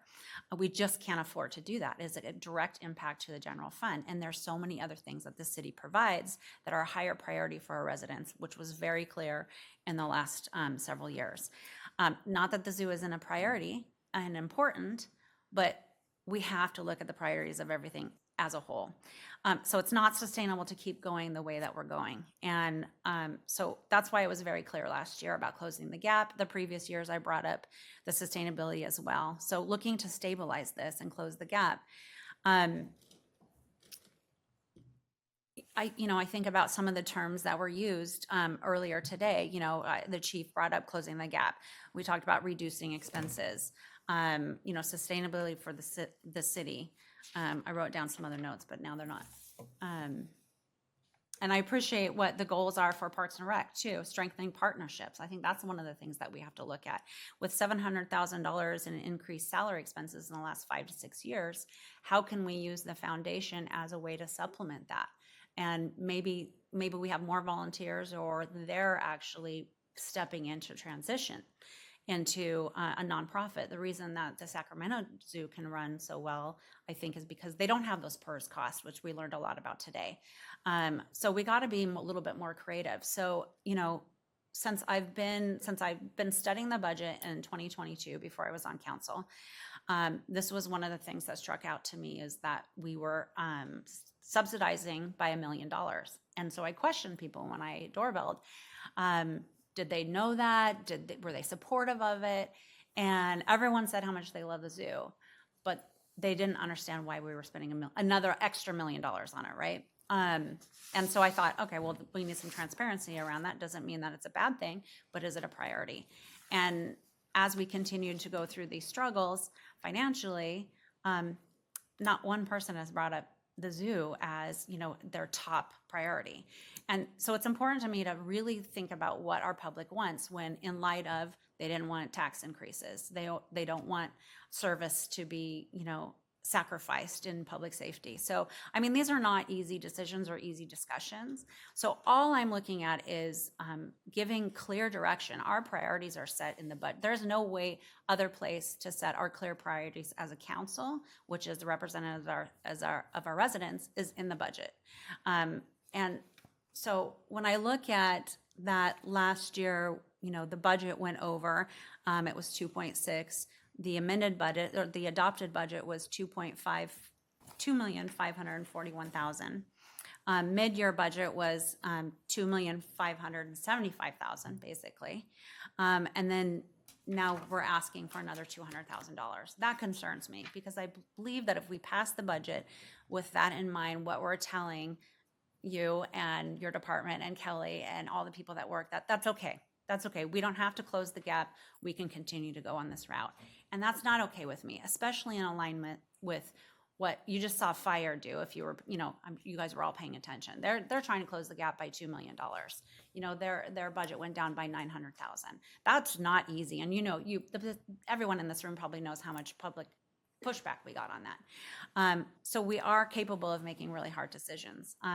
What I would feel more comfortable doing, because we sent the message last year, but we didn't see the results, but we're seeing them, and I appreciate that. And thank you for having those numbers. And I think they were really, the 1.28 in revenue, I think is very, very positive.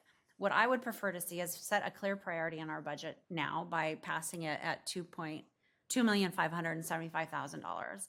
And then you come back in October and then tell us all the work that you're doing and tell us how much more revenue that you have. And then we can adjust and appropriate funds that way. And I feel like that's a much more financially sustainable and stewardship on our role. So that's what I would like to see, not because I want to punish anyone, but because I truly mean that we need to close this gap so we can stabilize this and have a sustainable zoo for the long-term future. If we don't, then that conversation is going to keep coming up and it's not going to be good. So that's where I'm at on that. I think there's really a philosophical difference between what you're saying and what some of the public actually believe, because the public has had certain amenities available in this town for 50 or more years, and the zoo has been one of them. And it does operate differently. Not every other town has a zoo. It's actually fairly rare, but it is something that brings tourists in. And I think that we have to accept some level of support will come out of the general fund. I do agree that we need to have greater support by some of these other income producing or donation producing efforts, but I guess the question is, are you really heading towards, okay, if that can't be fully funded, that we should eliminate the zoo or drop an animal or two off at a time? Because I don't think that's Absolutely going not. to go over well. Well, it was not clear that you were willing to subsidize the zoo in any way whatsoever. Well, So maybe you can be more clear on that. And 100%. Are you asking about dropping the budget for this year below what's been proposed minus the $55,000? I'm asking to keep the budget at what we passed last year, at adopted budget of $2,575,000. That's almost a $1.6 million subsidy for the city, from the city. So I'm absolutely not saying that the city is not subsidizing any part of this. I would absolutely, I forgot already, the megafauna. We absolutely cannot, those animals are cherished. Beautiful pictures, by the way, whoever took those. I'm not saying reduce the animals that we have. I do appreciate, Jameson, you touching on your creating or your identifying a policy of animals that become available and what would be the cost. And I appreciate that forward thinking of really do need to have a policy because it's such an emotional thing probably. Was there a comment you wanted to make? No, I didn't have a comment. I thought there was a question Nope. coming. I was getting ready. So Jameson, can you answer the question about the reduction as proposed by the zoo staff? What would that number be for the budget for this year? The reduction proposed in the current budget document is $2,753,169. And so that is the current May 9th version of the budget that I'm looking at. And so I think what Councilmember Rohrbaugh is talking about is the adopted budget from fiscal year 2026. Is that correct? And so that doesn't include the mid-year increase or any of the additional increases. For instance, there's $110,000 between MOU contracts and liability insurance that aren't necessarily adding anything new or improving the actual service at the zoo. It's just the costs have gone up for those this year, and that's included in that 2027 number. So You're recommending dropping the number from the recommended number in the packet after the reduction. Is that what you're? Yes, I'm saying? recommending keeping it at the 2.575 of the previous adopted budget. So Mayor, if you don't mind me kind of commenting on that. Sure, I do have one public comment Okay. too, so this might be an appropriate time to take public comment, and then we can continue deliberations. I think we've gotten our questions answered.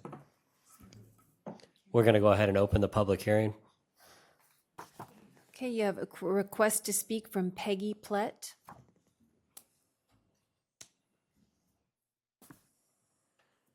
Sorry to make you wait, Peggy. I got caught up in the discussion while we were answering questions. The floor is yours. Thank you. Thank you, Mayor Rathel and members of the council. I appreciate that you're spending time thinking about this thoughtfully. I'm Peggy Plett. I have been a 10-year docent at the Folsom Zoo, and I'm also president of the Friends of the Folsom Zoo Sanctuary, which is the 501c3 nonprofit that helps support and financially sustain the zoo. And the Friends of the Folsom Zoo is truly committed to supporting the zoo in many and multiple ways, improving our long-term sustainability and reducing reliance on the general fund. That is one of our objectives. We have been working on building community partnerships because we think it's very important that the community become involved in and invested in the amenity that the zoo provides to the residents of Folsom as well as the broader community. We've partnered with Ben & Jerry's, Cones for a Cause. They're contributing 10% of their Tuesday revenues to the zoo for this fiscal year. We partnered with Red Bus Brewery in the fall for their Wild Ones 4 beer pack. And we're hoping that we can partner with them again sometime, maybe this fall, maybe not, maybe just a little bit farther in the future for a 4 bear beer bash at the zoo, since we have 4 bears and they're very charismatic, as you know. We are currently partnering with Wonder Play, which is a new business in the Palladio that provides a place for parents to drop their littles, 7 and under is their target population, and also potentially work there. And they are donating 50% of their Sunday open play sales for the month of June to the Friends of the Folsom Zoo Sanctuary. And we're actually doing a story time at their facility on June 14th, so that's coming up. We've partnered with Leadership Folsom, the class that was helping train future leaders in the whole Folsom community. They chose signage for the front of the zoo as their project, and they have partnered and made contacts with several local businesses for fundraisers, and they have been successful in raising over $43,000. The Friends are also working on some targeted fundraising. We had a goal this year of collecting $150,000 to replace our failing vet trailer. And we have far exceeded that goal. We've raised over $202,000. It's now a vet building that will include more specialized equipment. And as you heard, that can also help reduce vet costs so we don't have to rent or bring in additional equipment. And construction for that is scheduled for this summer. We're partnering with John Lane from Tykert for some of the materials and labor that are necessary to put the foundation in to that. So we're trying to reduce costs as much as possible in putting that together. The lower the cost for construction, the more money we have available to buy new equipment that will help us improve the quality of care that is provided to our animals. The Friends if you could wrap it up, please. Okay, the Friends have applied for $100,000, the Impact 100,000 grant, or Impact 100 grant for $100,000 to build a new fox exhibit. In the past 20 years, we have contributed over $2.5 million, and we've already talked about the economic development plan, which will be providing, we hope, some specialized fundraising development positions to help with philanthropic giving opportunities and corporate sponsorships, and also help increase zoo revenue by increasing the number of special events that we have. There are many other things that the Friends have been doing. I'd be happy to spend more time talking about those, but I appreciate you listening to me tonight. Thank you so much. Next speaker will be Lynn LePage.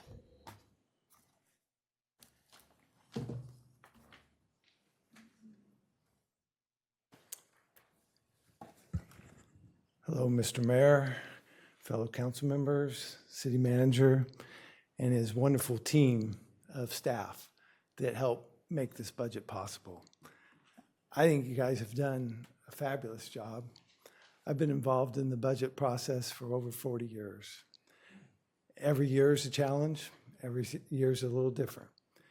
But last year was a real challenge. We had ones that were worse than that.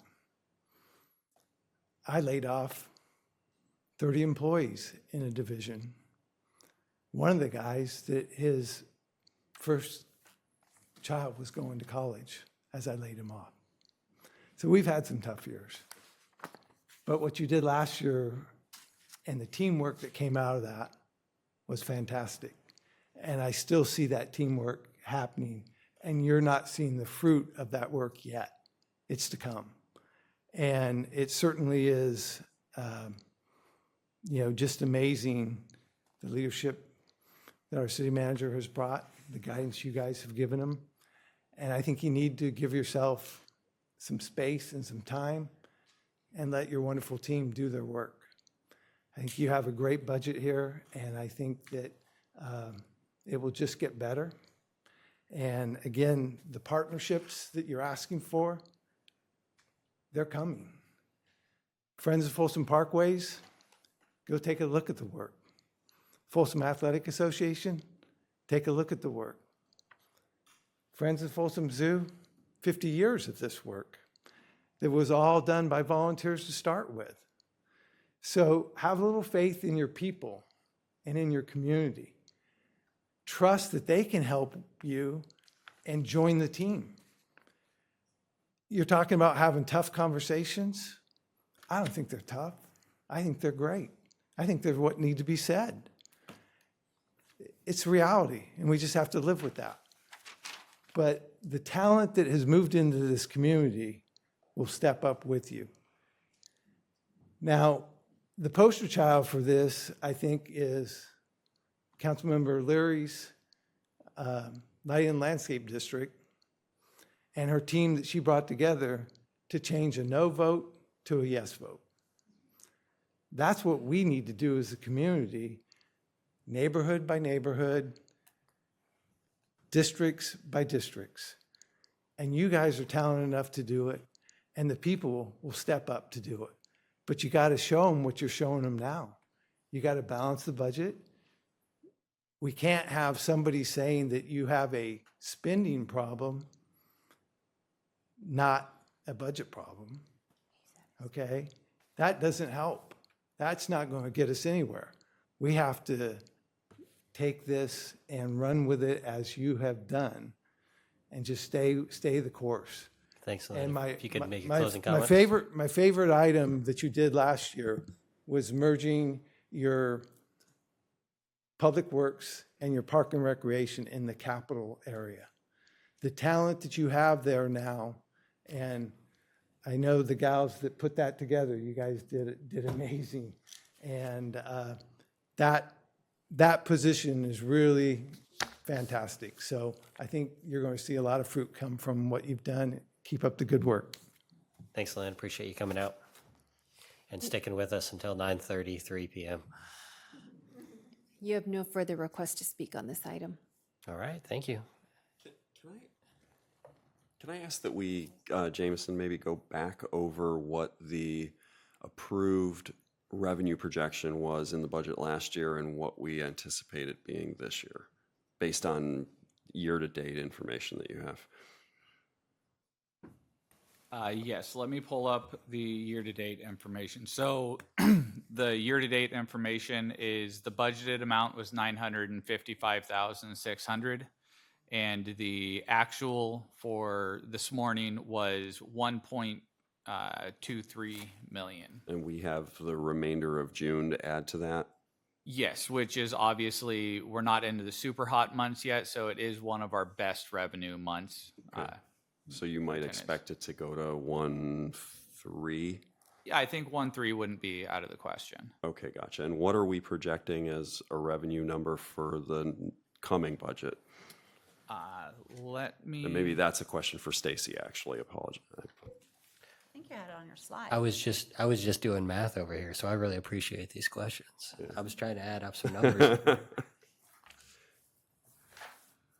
I have it as 1.15. Is that? I can pull it up because unfortunately in the document, it's not all rolled together in one area. So the revenue is budgeted at $1,035,800. Okay, so we're tracking right now to exceed that for this current year by $250,000 or thereabouts? Yes. Okay. If I may suggest, and I don't think your analysis is wrong. I think that there's a necessity to draw a line, right? So that we're not shown to be being, apologize for this word, but a little frivolous in one area and super budget conscious in another. But I think that to Lynn's point, the trend is improving. And I think that's worth taking the budget as it's been presented and taking us into that September, October budget, workshop and see what the consultants are saying about how we add to that. So I based on all of that context, I think I'd probably be okay with the budget as it is, but recognize that this year's got to be the last year of that kind of latitude. Those trends have to continue, and we've got to try and reduce that gap as we go. So I'd like to hear from you too, but I do, that does help a lot that those numbers are already solid. They're almost actuals. We don't know what's going to happen in the next years, but that does close the gap. So I think my point has been made. I think you have some points too.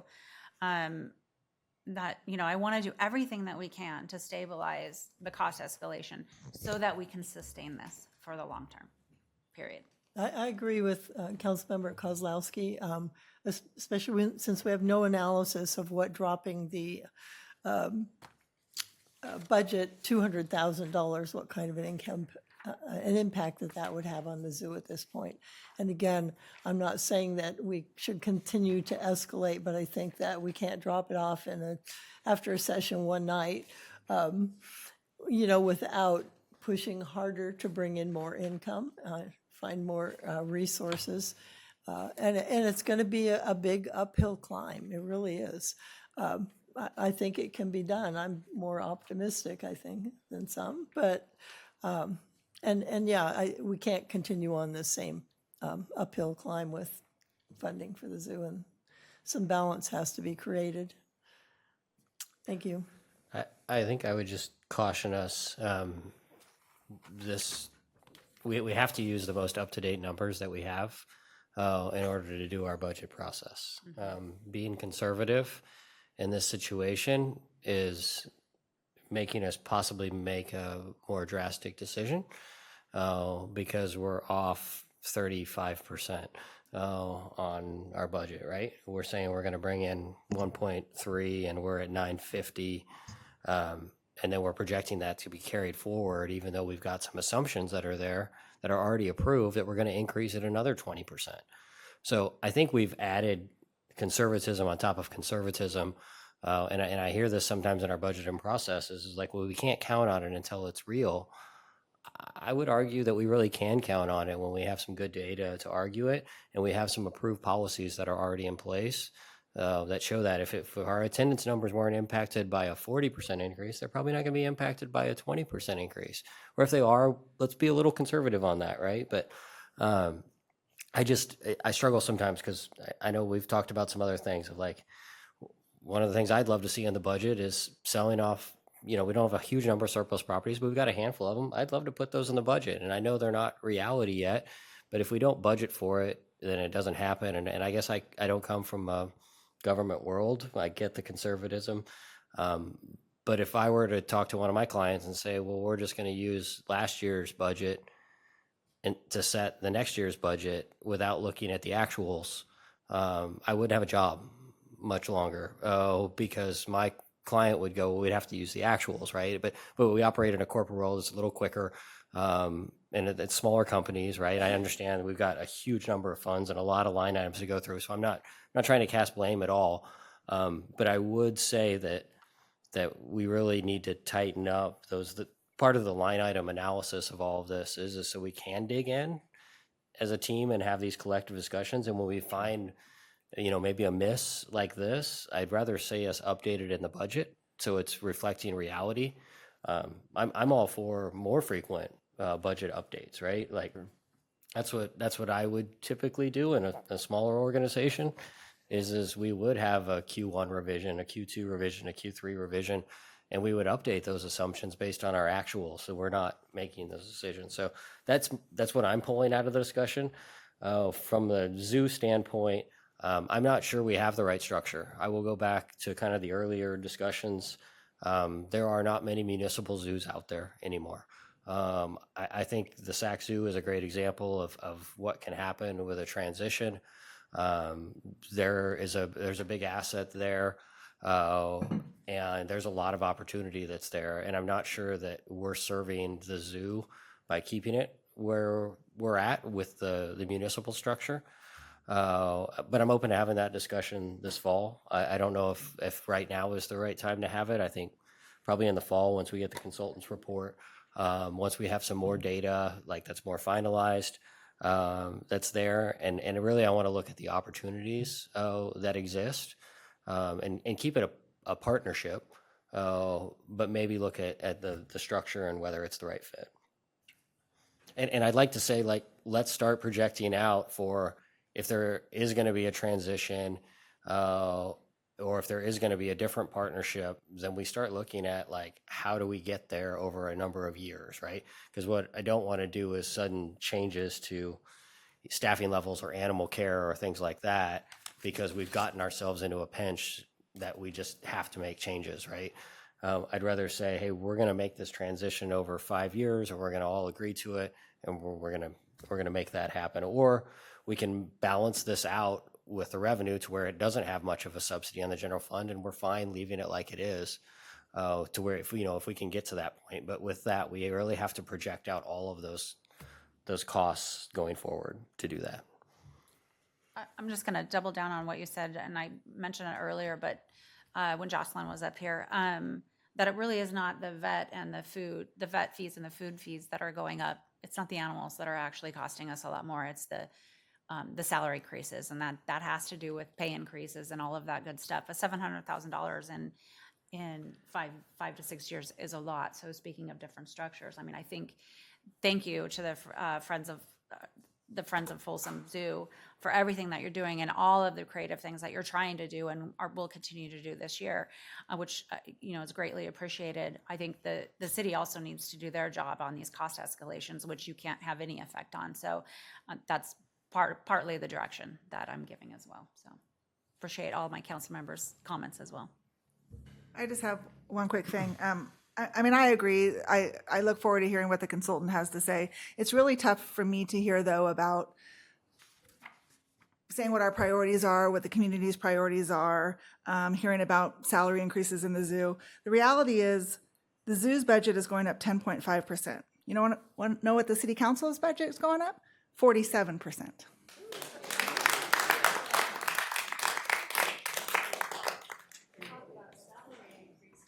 Well, I mean, thank you, Sarah, for saying that. But, honestly, if you look at this page right here, you can see the cost escalation, so. Once again, not based on actuals, unfortunately. Right? You declined the salary increase? Yeah, I'm not going to say it. 3 people declined the salary increase, right? So it's not actuals, unfortunately. I think that's an optional. That's an optional But thing. I'm just throwing it out there, right? It's like we're talking about budgeted numbers, but we're not getting in. I know we're budgeting it, but we're being conservative because we've had some commitments that are there. We are, Before but we go the optics too don't far down a change. rabbit hole, can I make a motion to approve Resolution 11645? Second. All right, we have a motion and a second. I'll open it up for any other further comments this evening. Thank you for the discussion, though, everyone, and thank you for all the work with the Stacy especially, and all the departments and all the, the changes the last 2 weeks to Jameson. Please reiterate that to Kelly too on the 55,000 in cuts. I appreciate that. So I just want to thank the entire staff and Brian for walking us through your first full budget. Please call the roll. Council members Leary, Yes. Rohrbaugh, Yes. Aquino, Yes. Kozlowski, Yes. and Raythel. Yes.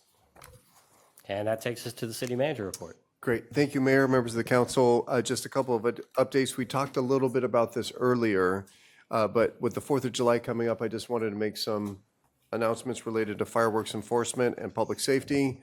The Folsom Police and Fire Departments are preparing for the upcoming holiday season with increased enforcement of illegal fireworks. The city will have a zero tolerance policy for illegal fireworks violations, subject to fines of up to $5,000 per violation. A city council adopted social host ordinance also imposes a $1,000 fine on property owners who use or allow illegal fireworks on their property. Folsom Police and fire personnel will be actively patrolling and utilizing drone technology throughout the holiday to support enforcement efforts, reduce injuries, and help prevent fires. Calls for service increased significantly on the 4th.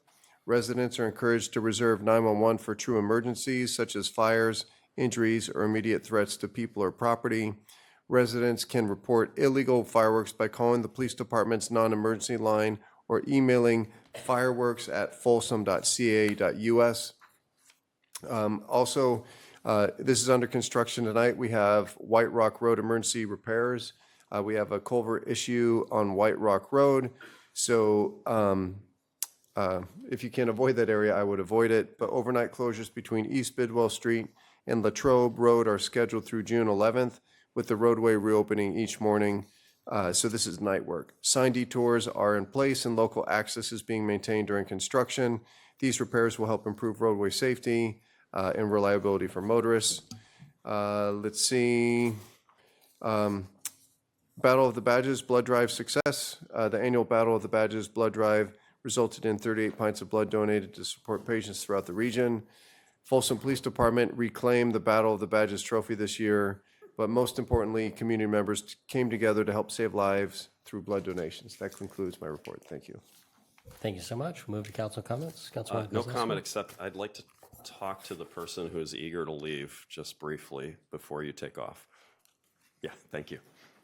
Brian, I just have a follow-up question on your city manager report about the increased presence or I can't even think of the word in fireworks and illegal fireworks. Are we going to do a communication kind of campaign on that, letting people know that we're taking it a little bit more serious this year? Yes, we're working with our communications team to get that word out. Okay, thanks.